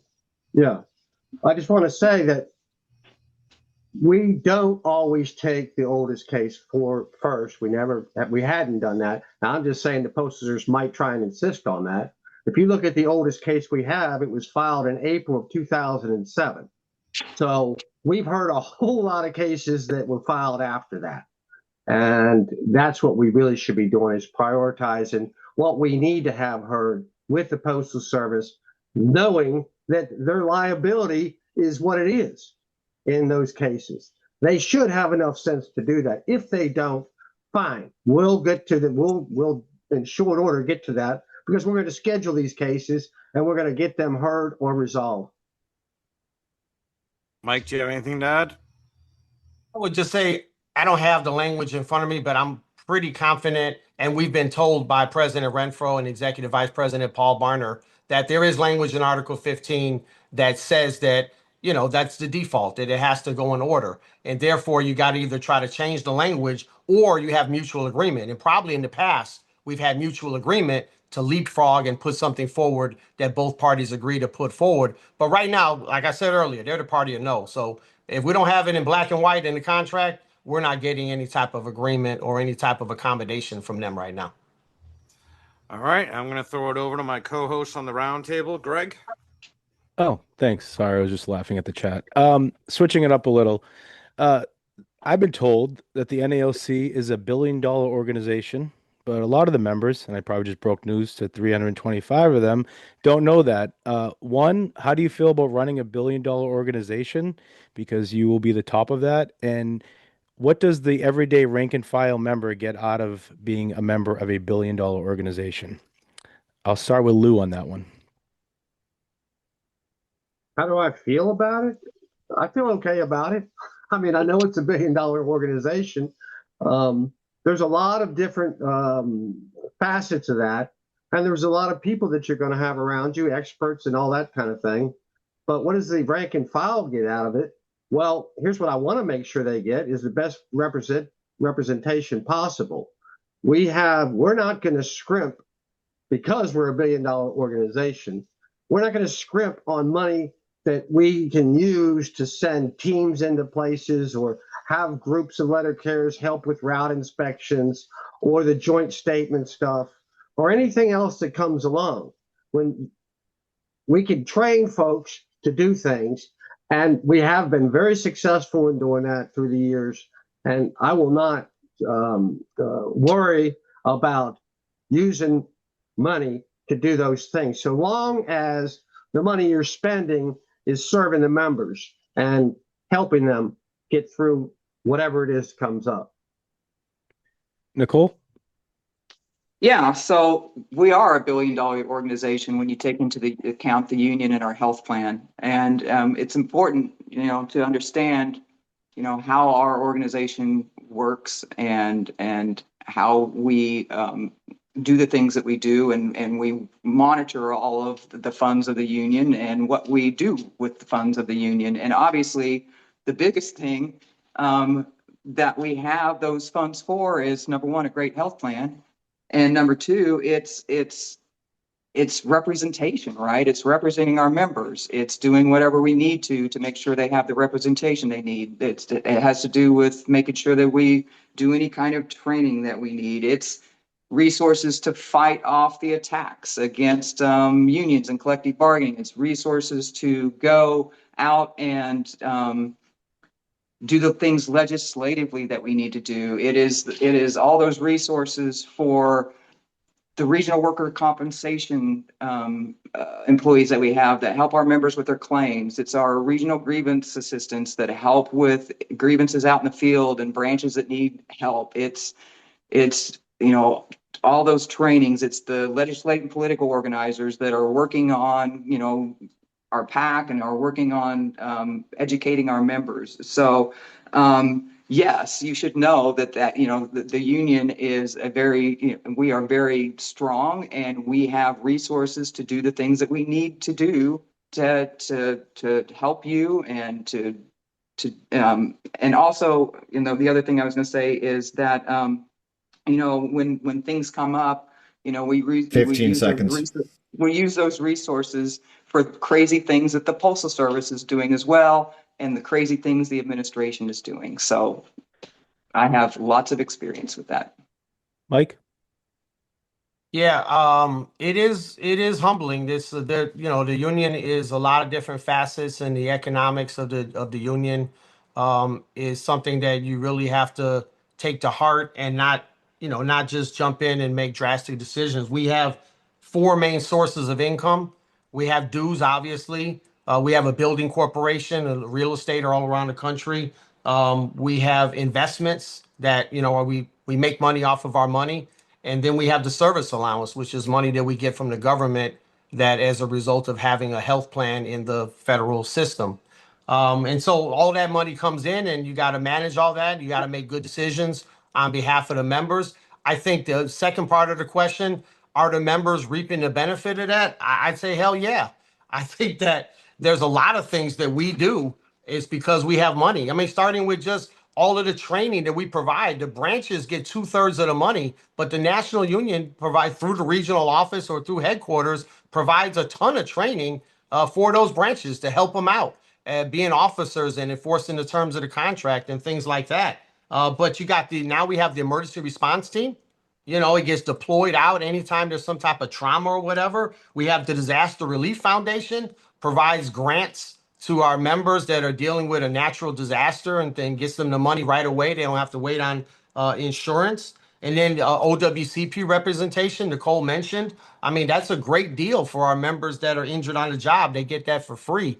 I would just say, I would like, because we're in such good financial condition and looking at the landscape going forward, I would invest some of our money in seeing if we can help organize Amazon drivers into a union. 15 seconds. Maybe our union, maybe another union.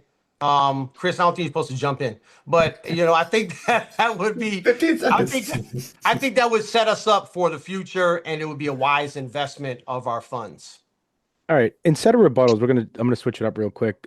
Simon and Weiss is the law firm. Changing the rules? Yeah, I'm changing the rules. Would you guys, all three of you can rebuttal, but would all three of you retain that law firm, and what grade would you give them? A being the best, F being the worst. I'll start with Mike there for her rebuttal. I would have a hard time grading them. I would really have to get in and talk to all of our people that work at headquarters, and talk to I would want to talk to our officers and our letter carrier staff at headquarters and get their opinion first before I had any opinion. What I do know, what I do see, because they do a lot of things for us, and the two things that I've had interaction with them is they defend us. And when I say us, even if it's a charge against a branch, like a failure to represent or whatever, even if it's against a branch and not against the national union, we always assign an attorney from Cohen, Weiss, and Simon to represent us against that charge, us being the union, the National Association of Letter Carriers. And in my experience, they do a fantastic job representing us in that entity. And the second thing that I have experience with them is in the collective bargaining process, and we go to arbitration. I would say that we could probably do better in that process. Not saying that it's because of them. I just think we can do better in the arbitration. 1 minute. Lou? Yes, Cohen, Weiss, and Simon has been a great law firm for the NALC, and we've been with them since, I don't know, 1970 something, since Vince Zambrano was elected, I believe. And I think they've done an excellent job. And everything that Mike talked about, I think they do a great job putting our cases on when we go to interest arbitration. I think that the case we put on has more to do with our preparation and the things that we want to bring forth to this arbitrator. And so as far as Cohen, Weiss, and Simon is concerned, I would retain them. I would not go looking for a different law firm. And I think they've served us well, and they still serve us well. Nicole? Yeah, so we've had Cohen, Weiss, and Simon as our labor attorneys for many years. I agree. I think it's probably back to the 1970s that we have used them. They are one of the top, labor firms in the country. And, I've been working closely with them on numerous different things over the past 16 years, and I would not go looking to replace them. I would give them an A. All right. I'm going to pass it over to Kathy. All right. So the NALC represents a membership diverse in race, gender, age, background, geography, and life experience. If elected president, what specific actions will you take to ensure that NALC's national leadership committees, training opportunities, and appointed positions reflects the diversity of the membership? And how will you ensure that those opportunities are based on both inclusion and qualifications? So I will start with Mike.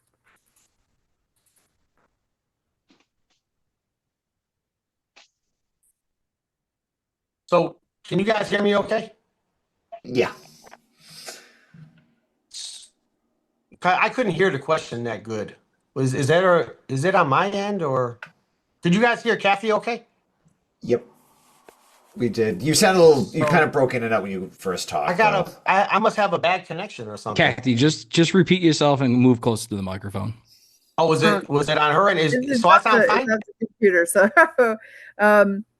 so NALC represents a membership diverse in race, gender, age, background, geography, and life experience. If elected president, what specific actions will you take to ensure that NALC's national leadership, committees, training opportunities, and appointed positions reflect the diversity of the membership?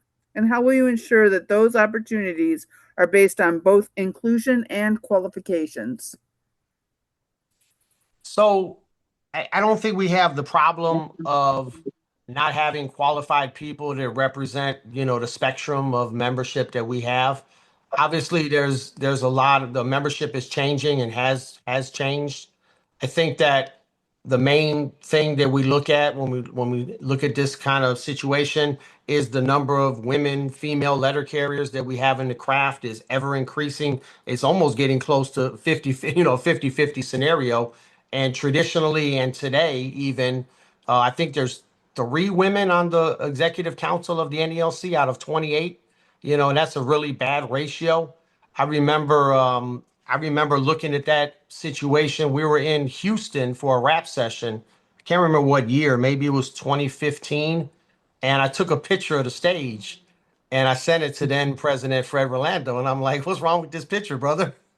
And, we were talking about it. And he was letting me know there's real challenges out there in building that leadership. But I think now we have that talent pool that's there. We just have to, and I don't want to be harsh about it, but some people got to get out the way to let that next generation of carriers that I think is going to be more reflective of our membership take over leadership roles. And that means more women.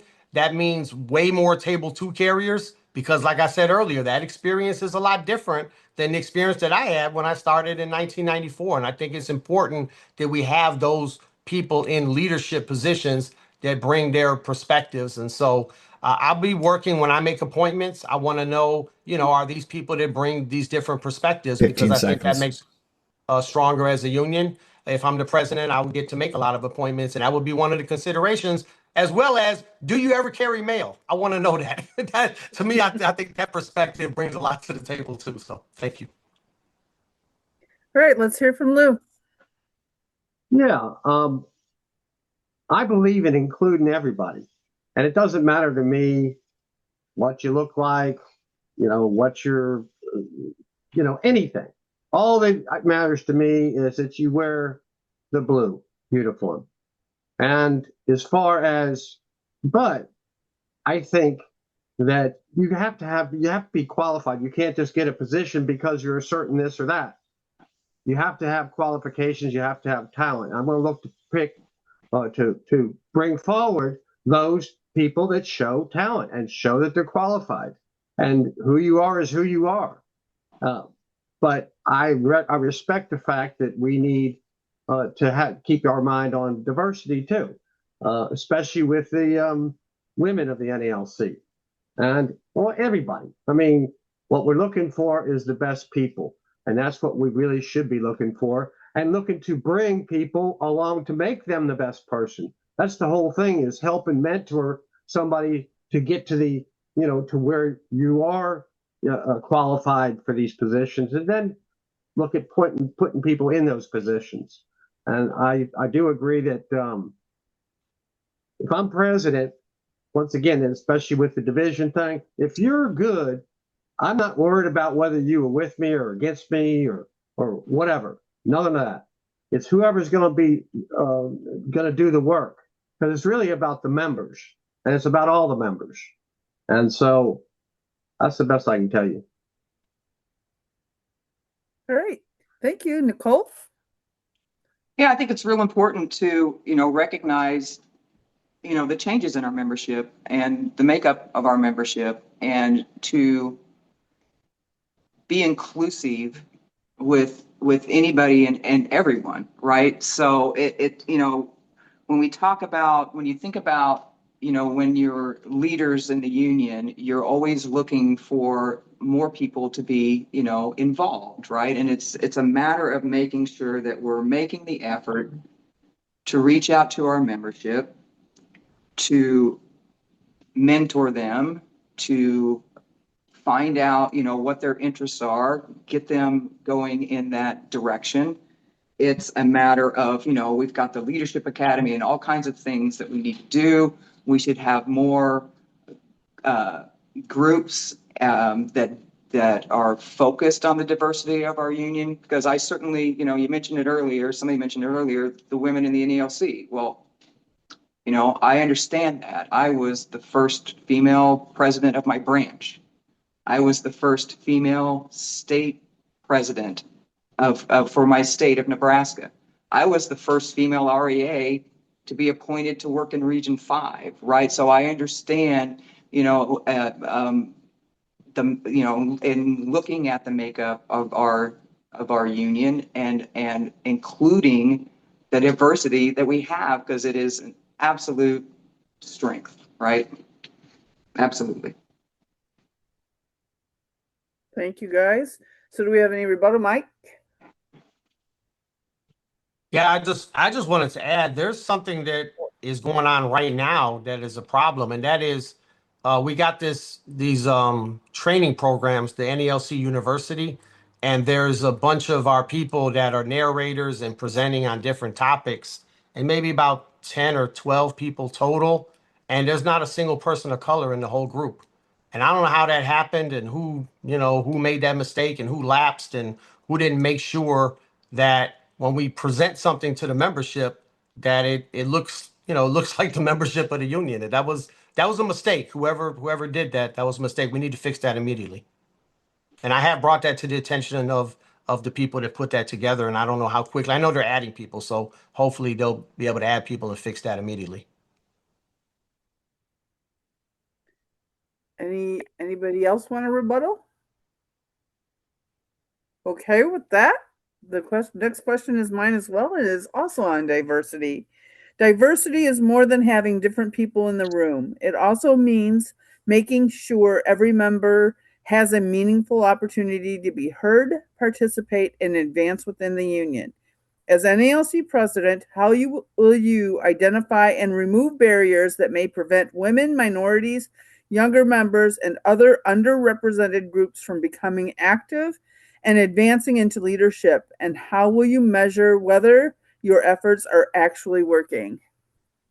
And we'll start with Lew for that. Yeah, I'm going to do the same thing I've been doing throughout my career. Is what I'm planning on doing.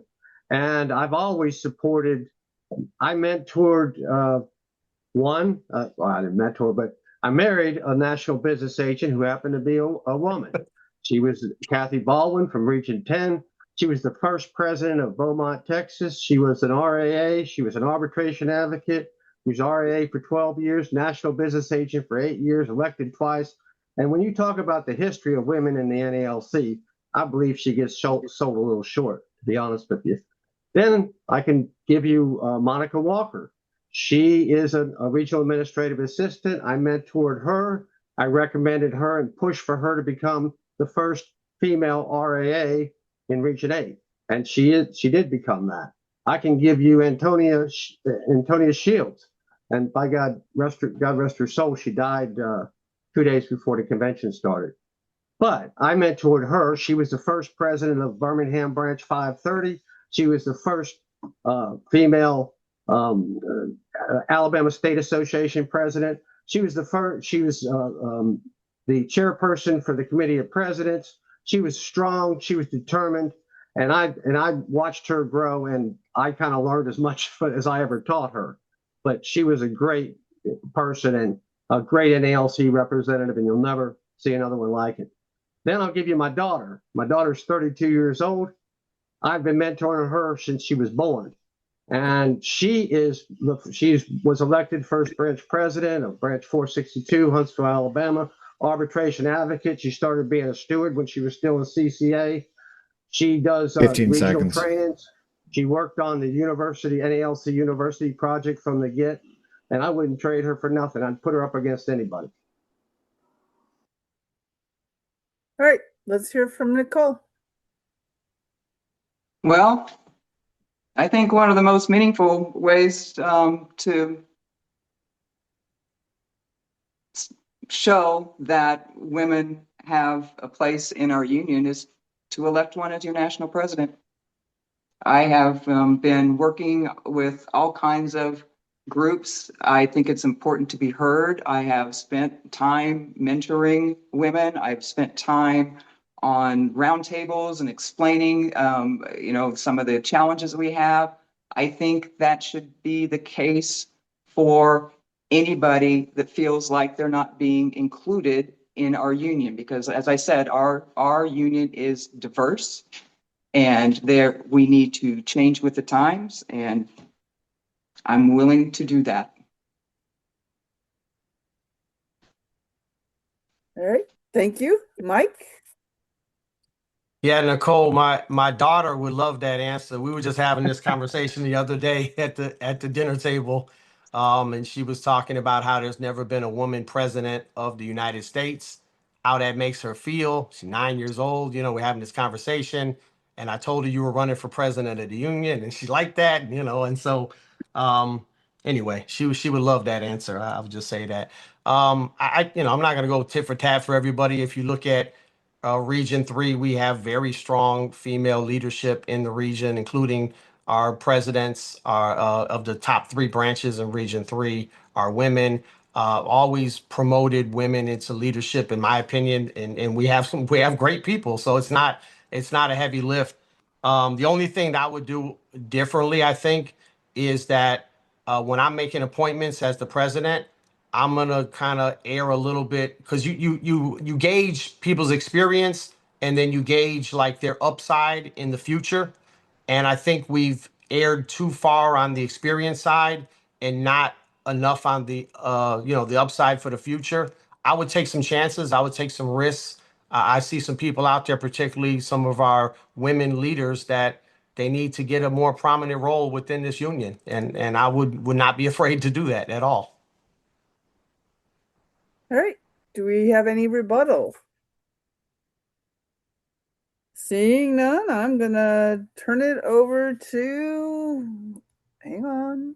Capone. Is it Greg? No, it's Capone. Capone's up next. Over to me. All right. So, candidates, what are your stance on pre-arbitrations not being precedent setting, and how would you combat that issue in the future? I'm going to start with Mike. So our position is that they are automatically precedent setting in the same way that a Step B decision is precedent setting. The parties have the right to agree that something sets precedence at Formal A, and if they can't agree and they send it to Step B, whatever that result is, it automatically sets precedent in the installation. If I take the case to arbitration and a regional arbitrator rules that it sets precedence, the step in between is pre-arb. So in our opinion, it already sets precedent. But if the Postal Service on a particular issue is going to try to argue that it doesn't set precedent and we need it to set precedent, then we have to take that case to arbitration. Because if they're not going to agree to that language, and they're going to, try to make it a one-off. And look, there's plenty of grievances you can resolve as one-offs. Get this thing resolved, move on. But if it's a grievance where you need language that says in the future it'll be handled this way, or this is what is going to set precedent in this installation going forward, if you need that language and the Postal Service is not willing to agree to it, then you got to take that in front of a regional arbitrator to get that language. And I yield my time. All right, Nicole. Yeah. No, I think we should absolutely, make sure that that's the case, right? To make sure pre-arb settlements are precedent setting, because I mentioned it earlier when we were talking, that would help with the process itself, because if they're, if they are taking the position that it's not, we want to put language that it definitely is, because what happens is they'll impasse something hoping that they can pre-arb it and have it not be precedent setting and not go to arbitration, which is precedent setting, right? So it's kind of a way that they skirt around,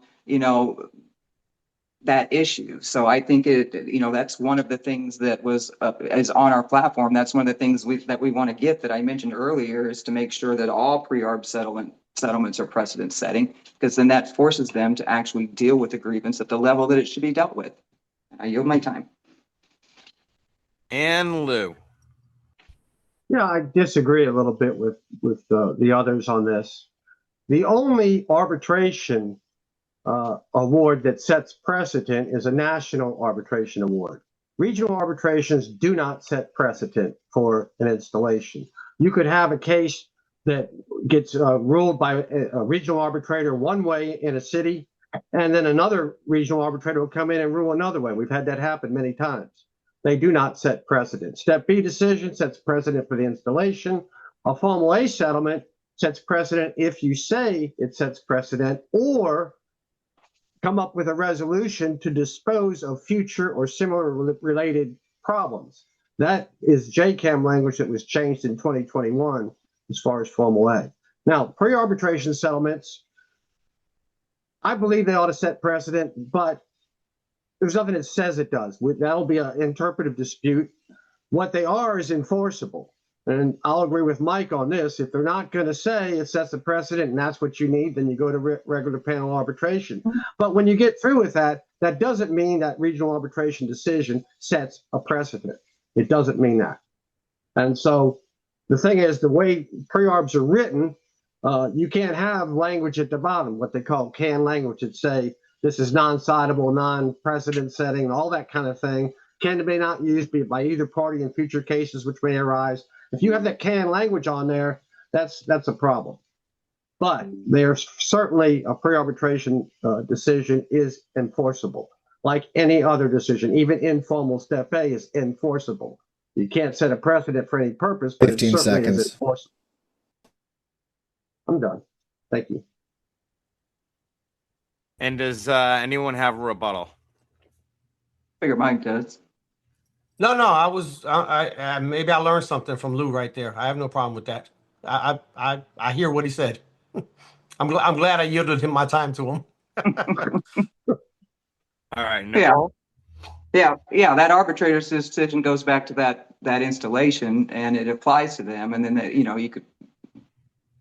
you use it for future grievances. That's what I was referring to.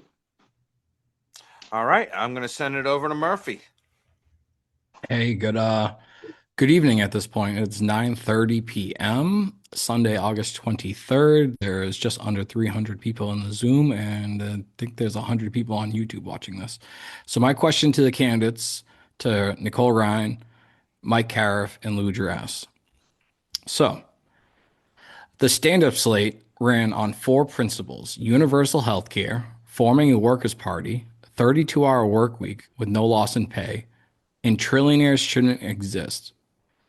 This slate was running 6 candidates at the 2026 NALC convention for the positions of the AFL-CIO delegates.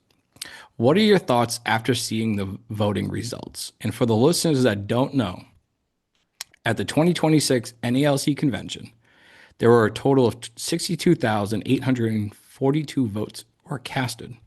The Rhine slate got 33,578 votes, and the stand-up slate got 10,262 votes. The stand-up slate had myself, John Morris, Sarah, Towney, Margot, and Chris Sampieri on it. So I want to give a shout out to them, and I want to hear what these candidates have to say about these results, that Table 2 city carriers took a stand at the convention and ran on principles. So I'll start with Nicole.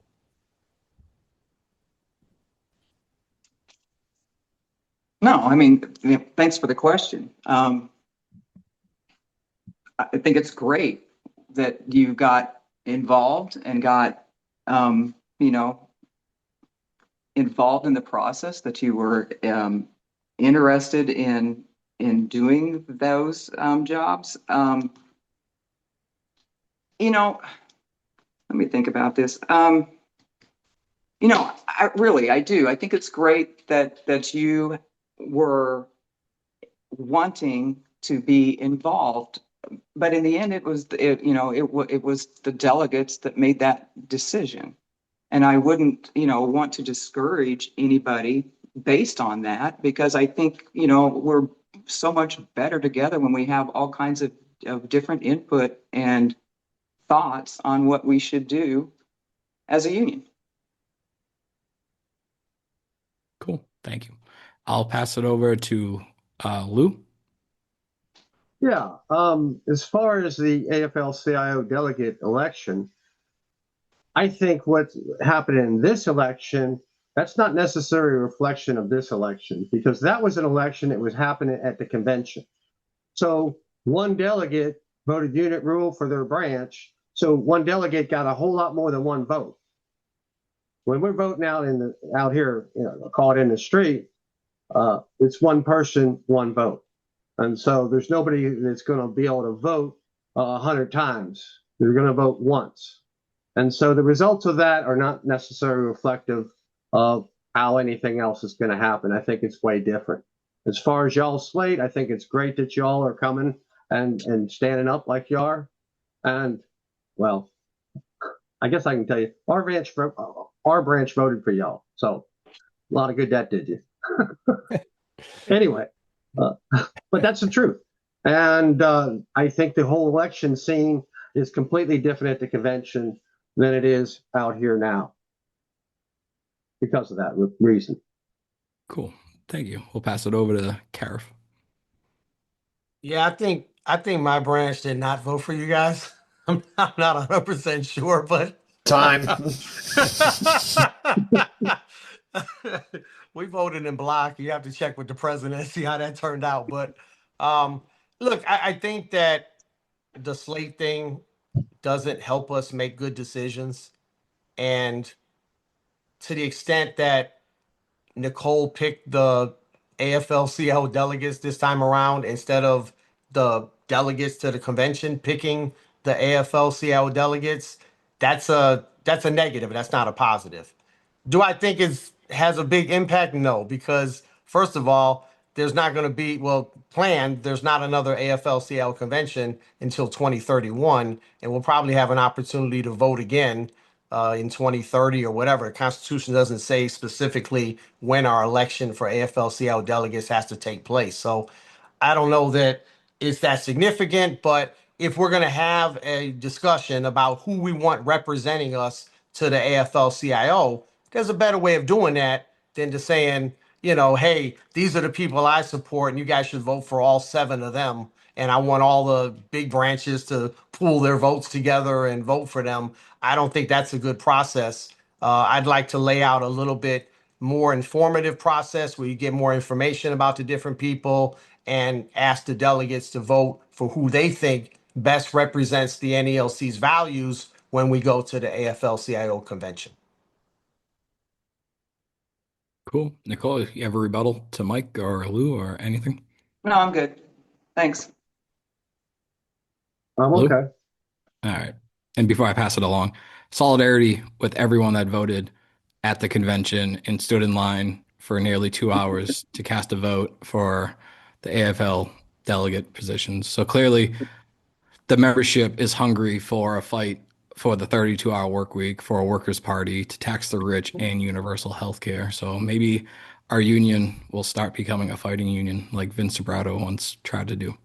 I'll pass this over to the next person, which is Greg.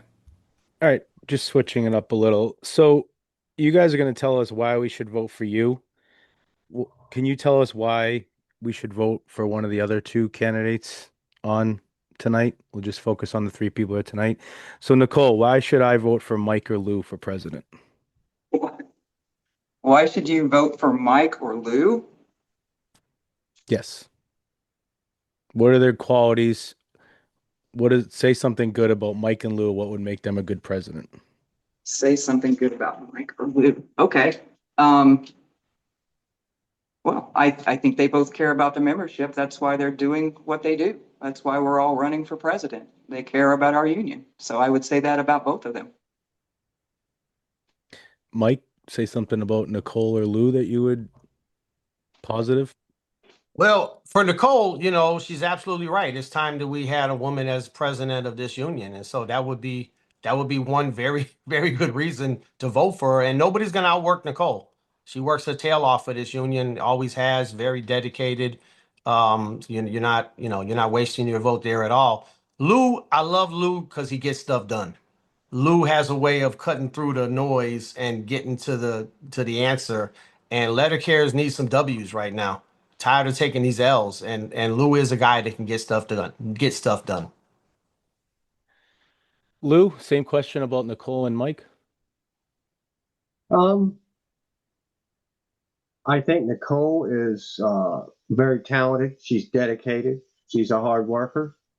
Um, I got nothing negative to say about her. And she is a female, and if that's what if we want a woman president, then she's the only woman running. So there's one thing. As far as Mike Caref goes, he's dedicated. He's hard working. He's hard charging. He has a great attitude and all that stuff, and he's a fighter, and I think that's good. But as far as who you should vote for, I don't think you should vote for either one of them. I think you should vote for me. That's what I think. All right. I'm going to pass it along to Kathy instead of the rebuttal. That question was just for all the positivity in the chat tonight. We're going to give a shout out to the chat. You guys are so positive. So, Kathy, why don't you take the next question?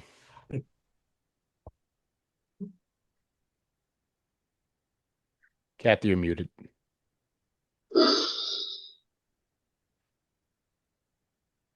Sorry. This one comes from, it's a very similar question to what you guys just answered, but it comes from Justin Landron, Branch 1100. If you were unable to vote for yourself, which one of your opponents would get your vote and why? So I will start with Mike on this one. Justin, I'm assuming we would have the 4 options, right? Or 3 options in this case? We'll do 4. We'll do 4. Yeah, let's do 4. Okay. I would vote for Lew. I would vote for Lew just because of what I just said. I know Lew's going to get something done. It might not be everything. It might not be everything you agree with or whatever. It might not be the things that you need as a union, but I know he's going to move us forward. And I just want to make sure we at least do that. I think I can do a lot of things for the union as the president, but I'm not. Anyway, I would say Lew because I know that he can at least do that. All right, Lew, what is your answer to that question? You can't vote for yourself. Where's your check mark going? It's tough. But I guess, and I don't mean to, I would probably vote for Mike Caref. And the reason being, I think he's hard charging, and I think he has a good idea of what needs to be done. And I think he would do what he could to get along with everybody. Not that Nicole wouldn't do any of that either, so it's a tough question for me. But in the end, I think I'd vote for Mike Caref. All right, Nicole. Where's the check mark? That's a good question. Yeah, this question, is not easy because, like I said, these guys are my colleagues. So, good grief.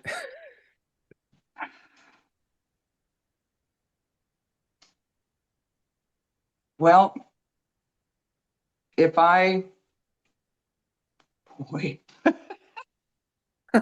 Thanks, Justin. Appreciate it very much. You're not going to hurt their feelings, Nicole. You can. Yes, I am. No, they will. They're too strong. I can look at them right now. They're both smiling, trying to put that. I don't know what to say. I guess if I think one of the important things, oh my God, is moving forward together, right? I think that's important. for that reason, I'm going to say Lew. Ooh. Congrats, Lew. You were just elected national president of the NALC. Yeah, right.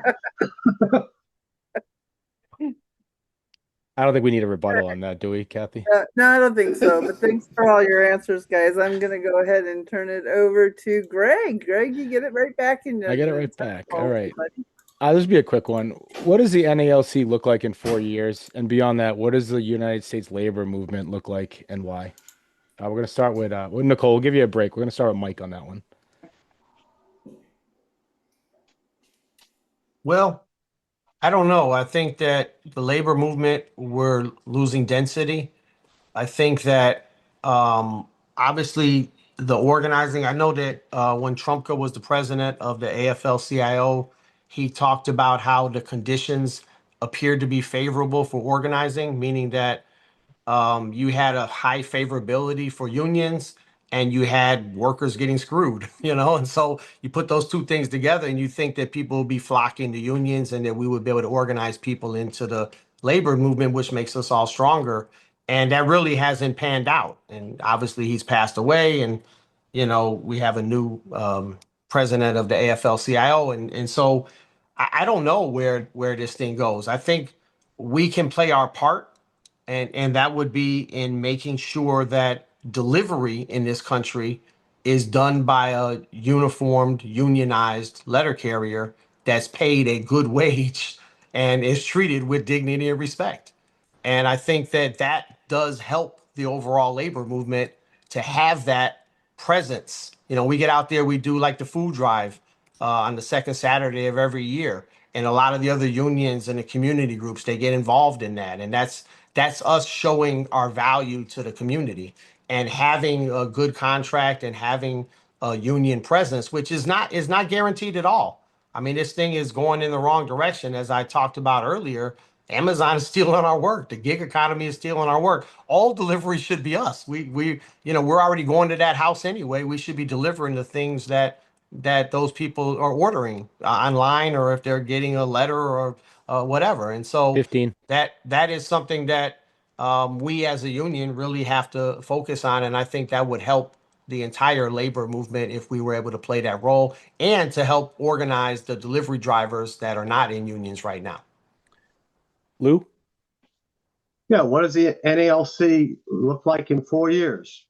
I'm going to assume I'm getting elected. So here's what I think. I think that we have a stronger pack. We have more influence in Congress. We get some of these bills passed. We go and make our best case in front of an interest arbitrator. We'll have done that twice within the next 4 years. I think that we get the division is no longer here. We're all singing the same song together. And if we can do all those things, and the grievance procedure has had something done about it, that we get rid of this backlog that we have. I see that happening within 4 years. I think it's doable. So long as we're all singing, going in the same direction, and show up for rallies when we call them, and all those things that we need from all the letter carriers in the country, not just the union people that go to the meetings, 10%. We need the workroom floor to react as well with us. We all need to stand together. Nicole? So I wanted to go back to the bigger labor picture first. When we talked about the AFL-CIO, and I was at the AFL-CIO National Convention this year, and one of the goals that the AFL-CIO had was organizing members, and there were I wish I could remember the exact number, but it was like millions of members, and they had a goal to do it in a certain period of time. Well, they've already reached that goal. So they made a new commitment to organize even more union members going forward. So the labor movement is definitely growing. At the same time, the labor movement is under attack, right? And it's really important to elect officials that support us and support labor unions, because there have been so many attacks made on unions in the last few years. So that's extremely important as well. 4 years as far as the NALC, the NALC I see as being in a much stronger position than it is right now. There are things that we are going to work on. We are going to, we have goals for how we can assist and boost our position. Our team that's put together with our experience will make us stronger in 4 years. All the things that we want to do to address legislation, the Postal Service, 15 seconds. safety, collective bargaining, route inspections, fixing the grievance procedure, all of those things, we will be better. Does anybody have any rebuttals, Mike or Lou? I don't. No. Lou? All right, we're No, gonna I'm move good. on. We're gonna move on to Capone has a question. All right, so we're going to change the direction to the NALC Constitution. What don't you like about the Constitution that if you had the ability to change, you would, or issues you have with it, or things you feel need to be updated? Lou, I'll start with you. I think the NALC Constitution is time tested as it is. The one thing that I think has become a problem is the Article 10 charges to the national officers. And people might not like me saying that, but, the floodgate has opened up. So anybody can make charges against anybody because they made a decision that you don't like. And that can be problematic. Maybe sometimes some Article 10 charges, they have merit and all that. And yes, we have to have a investigator and all that stuff anytime you have charges. But you cannot spend all your time dealing with charges when we have all these other problems. And I think that we're spending too much time on charges. You see that in branches sometimes. When branches have division, then you have somebody charges this one, somebody charges, then they charge the other one, and it goes on and on and on. And the branch is getting nothing done. All they're doing is having charges go against each other. Now, Nicole and I both know about this because we both served on the Committee of Appeals. And so whenever somebody files charges and the branch rules a certain way, lots of times they're going to appeal to the Committee of Appeals. And if that don't work for them, they're going to go to the convention. And, eventually we got to spend our time focusing on what we need to be doing instead of defending charges that are sometimes, I'd say, they don't have the kind of merit they should. That should be few and far between when somebody gets charges against them, not just over and over and over like 5 we've been seconds. doing. That's it. All right, Nicole? I was sitting here, racking my brain, of anything that right now I could think of that would want to change. I agree that our constitutions have been in place for a very long time, right? We are, over 130 years old. So, and I think that the delegates at the convention have done a very good job of updating the Constitution when it's needed and where we need it to. I think they do a good job of keeping it, it working. I'm not saying that there's never anything that we wouldn't need to address. I'm just saying right now, I couldn't put my mind on something that the delegates haven't already done to improve our Constitution. All right, and Mike? So I have a couple of things that I would like to probably change in the Constitution. Of course, there's a whole process for it. And trust me, I'm not going to be the type of president that just makes the decision for the union. You follow the process. But I would form a constitutional committee similar to the way branches have bylaw committees to look at some of these things. there's two things that jump out at me, and maybe there's other things that you kind of want to look at a whole bunch of things. You'd want to get ideas and brainstorm from people all over. But one thing I don't like is when there's two branches in one installation. I hate it. My experiences with that is that it doesn't work. They can bid, and if you bid on a route, you end up in a different branch.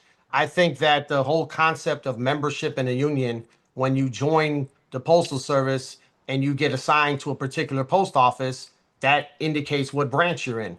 And that's that. And I think there's a better way of doing it. We'd have to look at how do we want to amend the Constitution? Either have a vote of the carriers that are there, or let the business agent decide, or let the executive council vote on it, or some way that's agreeable to everybody where you end up with one branch in an installation. We're seeing that a lot in the SDCs. We had it before with the duos. The other thing I see in the Constitution, and this came up with Brother Michael Rivera, is that he was suspended by his branch, and his branch made a horrible decision. And they made a decision that wasn't based on the Constitution. The Constitution says for a branch to suspend a member, they have to violate the Constitution themselves. Like that member has to violate the Constitution. There was nothing in the charge against Brother Rivera that said he violated the Constitution, but still, he was not a member of the union. And matter of fact, the rules for the election is you got to be a member in good standing as of June 1st. He wasn't a member on June 1st because he got suspended by the branch. Eventually, it got overturned by the Committee of Appeals. I would look at maybe saying 15 that seconds. if you want to, in the constitutional language, if you want to say that someone is suspended in their branch, if they appeal that decision, they're not suspended until the Committee of Appeals has the chance to rule on that. That's what I would say on that. All right. Does anybody have a rebuttal or anything to add to it? I got rebuttal. I needed 3 minutes. I wanted to rebut what Lew was talking about the charges. Look, I love the Article 10 language. It allows any member of the union. So you vote for your officers and you're stuck with them for 4 years, except if that officer is derelict in their duties and or they violate the terms of the Constitution, you can bring forth the charge, and that charge has to be investigated, and then there's a process. And I think that that's a good thing that we have that as members of the union. That doesn't mean, and Lew's not on the executive council right now, really, we spend more time talking about what to do with the charges than the time that it would take to just appoint a damn investigator, like the Constitution says, and move on. The investigator doesn't have to open up a Supreme Court type inquiry. The investigator sometimes can make a phone call and get the thing resolved. Maybe it's a miscommunication. I just want to make sure that if a member brings forth a charge and that allegation is that that officer either violated the terms of the Constitution or was derelict in their duty, then we're going to follow the Article 10 process, because that process is there for the member of the union. And it's not too burdensome and cumbersome upon us, and it's not nothing else. All right. Does anybody else have a rebuttal?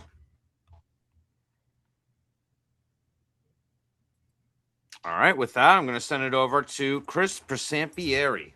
Hi, thank you.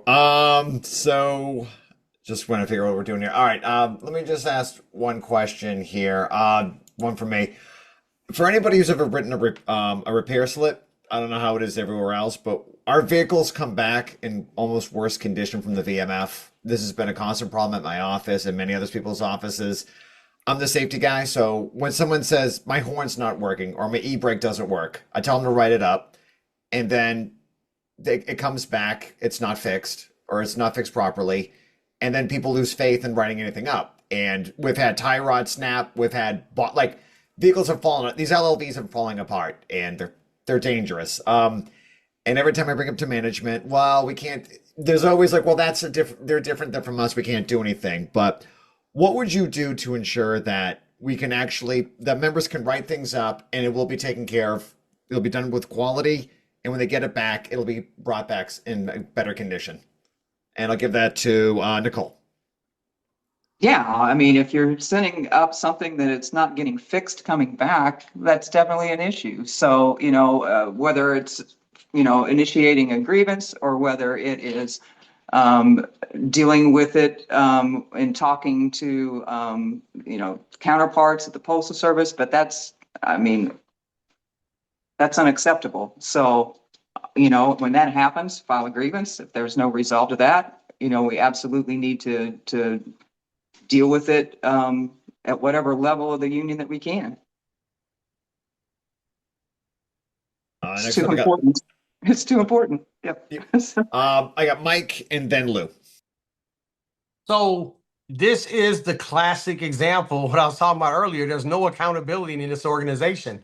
The VMS is a headquarters, division of the Postal Service. And so your postmaster, your POOM, your district manager can't tell the VMF what to do. And when the VMF doesn't do their job in repairing the vehicle, then there's no recourse for anyone. And it just falls into that postal black hole that we see every day as letter carriers that is just so frustrating. So how do you solve that problem? One way would be to have language and negotiate that the VOMA be a letter carrier craft position. Negotiate that into our collective bargaining agreement and make it so that we would take care of ourselves, in other words. Of course, when you tag the vehicle, if it's not safe, and it's hard to do, you really, really don't want to be that kind of person where you're like, I'm not going to go out and deliver the mail because of something with the vehicle. But sometimes we got to be sticklers. I'm not taking that vehicle. I'm not. You want me to walk to the route? What do you want me to do? I'm not taking that vehicle because it hasn't been repaired and it's unsafe. The other thing I would say, and I don't know exactly if this came up in the question, but I know it's a big deal that we still have these LLVs that don't have air conditioning out there.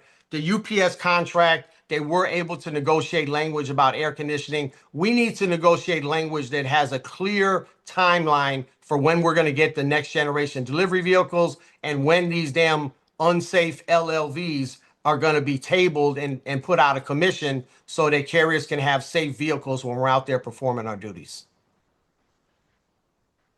And then Lew. First of all, I agree we need a new fleet of vehicles. That's very obvious. But to your specific question, if you write your vehicle up and it comes back and it's not fixed, I agree with the idea of filing a grievance. But that letter carrier has to stand up and say, hey, it's not fixed, and write it up again. Yep. And not get in the vehicle and drive it. If it's unsafe, it's unsafe. If the horn doesn't work, if the tire's flat, are they going to, drive the vehicle anyway? No, they're not. And they shouldn't do that if the horn doesn't work or there's some other safety issue, if the seatbelt is broke, anything like that. We should just not drive the vehicle, and we shouldn't have to drive the vehicle. If they give you a direct order to go drive an unsafe vehicle, then you have a decision to make, but I don't think they're going to do that. And as far as getting the VMF to do their job, I agree with Mike. We do need some accountability, but I don't know if that's the story every time. If it is, then they're not really going to the VMF and somebody's not really looking at the vehicle. They're just sending it back to you is what they're doing. And you have to send it back to them. Just like if management says, oh, you don't need this overtime, and you do need the overtime, you call them and you say, what do I do with it? You got to bat the ball back. You can't just let it go. And that's something that every letter carrier has to participate in if you want to really make a difference. That's about it. All right, thank you. Anyone else for rebuttal? If not, then it's 10 o'clock. Do we want to move for closings? That sound good for closing remarks from people? If so, I'll go rotating order here. I will go with Mike, Lew, and Nicole. Just 4 minutes closing, we're done? Yeah, and then we'll see. But yeah, we'll see. But yeah, closing remarks, and then maybe we'll have a We might ask you to come back. We might. Do we get rebuttal on the closings? Yes. 10-minute rebuttals, though, which is weird. We're going to change it up a little bit. So get ready. Get some popcorn, folks. Yeah. All right. So I'm a candidate for president. You're hearing from two other candidates here today. There's another person that decided not to attend this debate, and we'll leave that alone right there. You guys, as members of the union, have a choice to make on what direction you want this union to go in. I'm prepared to be your president in all senses of the word. The president is the person that obviously negotiates the contract for us. The president is the person that we talked about some of this stuff today, interprets the Constitution. The president is the person that makes rulings, that makes appointments, is the face of our organization to the Postal Service, to the media, to Congress. The president is the person that chairs the convention, which is the supreme body of the union, and chairs the executive council, which is the leadership body of the union in between conventions. And so we have a really big decision to make. I think that it's been in everyone's interest that President Renfro did not run for another term, opens up the field so we can really look at who the candidates are. I've been going around the country for the last 2 years, allowing or wanting to let carriers get to know me. I think it's a very good thing that the letter carriers, not just the kind of inner circle of the NALC, but average letter carriers all over the place have gotten to know me as a person, what I think, what my plans are. I have a very extensive platform, which you can find on the website. We did pass out hard copies. Hopefully, we wanted to get one to every branch. Hopefully, someone from your branch did get the hard copy and brings it back to you guys. But if at the very least you can go on the website, you can read it, you can listen to it, you can watch it on YouTube, and you get an idea. Hey, here's what my plans are for this union. I want to make this a fighting union. I want us to have a future going forward, which right now our future is very much in peril. And so the cornerstones of the campaign are that we're going to get a contract that we deserve and that we can get under the law. People talk about, the right to go out on strike. We don't have to go out on strike because they did that in 1970, and we got the language in the Postal Reorganization Act that says pay and benefits have to be comparable to similar levels of work in the private sector of the economy of the United States. That gives us great leverage. That allows us to get the contract that is going to be much better than the one we have right now and solve the problems. I'm going to be very, very aggressive with the Postal Service. I'm going to force them to negotiate. I'm going to force them to spend time dealing with the issues that letter carriers have. And then we're going to, within that process, we're going to fix the grievance process because the Article 15 language does need to be updated and it needs to be enforced.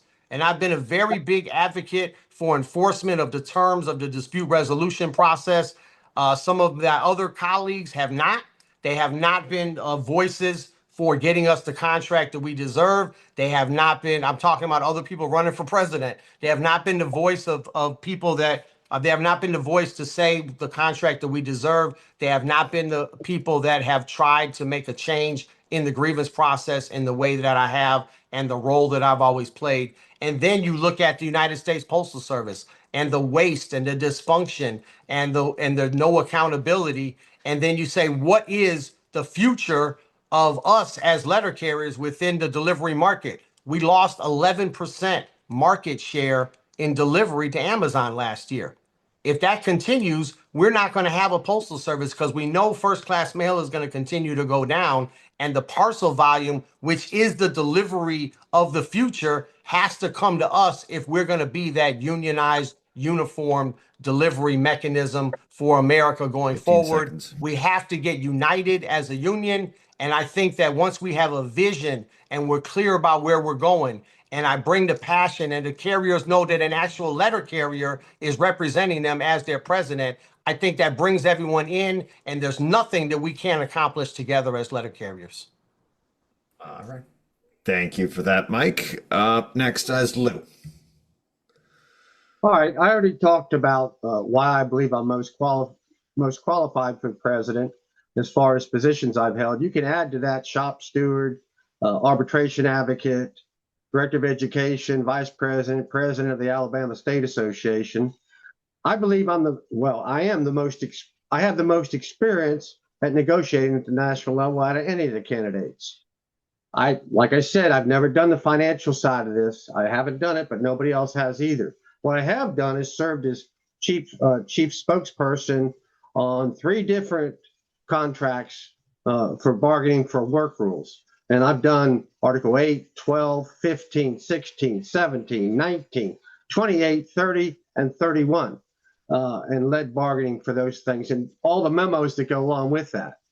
I have negotiated Also, the JCAM updates, I've done that 3 times. That is a negotiation between us and headquarters. Every word is a negotiation. I've settled many national cases. One of them is 1769. I didn't sign it, but I negotiated it. That's about projection time for office and street. I negotiated the first CCA conversion memo. That's M1824 in August 30th of 2013. That's now a memo in the contract. I negotiated the F-15C manual, which is relocation benefits, which if you ever get excess to over 50 miles, you will see the benefit of that. And there was 4 issues left outstanding. I negotiated settlement for that. That's M1832. I negotiated the arbitration scheduling procedure. And I want to use that document to bring that back to life and solve and help solve the regional arbitration backlog, using things like bringing an arbitrator in for a week, doing representative cases, getting extra dates, those kinds of things. Step B, we need to have our more backup teams activated. We need to bundle cases. We could do impasses with one line. Everything from full way is brought forward. We've talked about that at headquarters before. Those are some elements that would get a whole lot of cases through. And we have to do some kind of, we're a team like we did in New Orleans or Louisiana for New Orleans in Gretna, where you go in there and you solve some of the backlog cases at B. And the thing is, what you really have there is you'll have an issue from a certain city, and it happens over and over and over and over because there's no accountability and they don't comply. So you could put cases together and solve a lot of cases with one decision, or impasse them and put them in front of an arbitrator, and each case will be resolved in the same manner. As far as the workroom floor environment, I want to expand the JWIP process, Joint Workplace Improvement process, and use teams like I was talking about for joint statement on violence and behavior situations. So those things, you could get a lot done, I think, on the workroom floor environment with both of those, using both of those things. Training, I've done all kinds of training. I created the Advanced Formula and Beyond program. I created the Arbitration Advocate Training program. I authored the 2018 NALC Route Inspection Guide. I created the Grievance Starter concept. I wrote a lot of them grievance starters, that all them things you're using today. And one thing I'll do is I'll reinvent the Formula and Beyond training. I would like to start a training, something I always wanted to do, a branch president training. You make branch president, there should be a training for you. I would like to do 10 that. seconds. And new branch presidents come in. I'm almost done. Anyway, safety, I think we should expand those safety captains' role. The heat safety, we shouldn't depend on some video. We should be talking about this on the workroom floor with each other to make sure that we don't have anybody that goes down with a heat situation. And educate all of our letter carriers about the symptoms. When you get the symptom come over you, you don't wait. You call for help right away.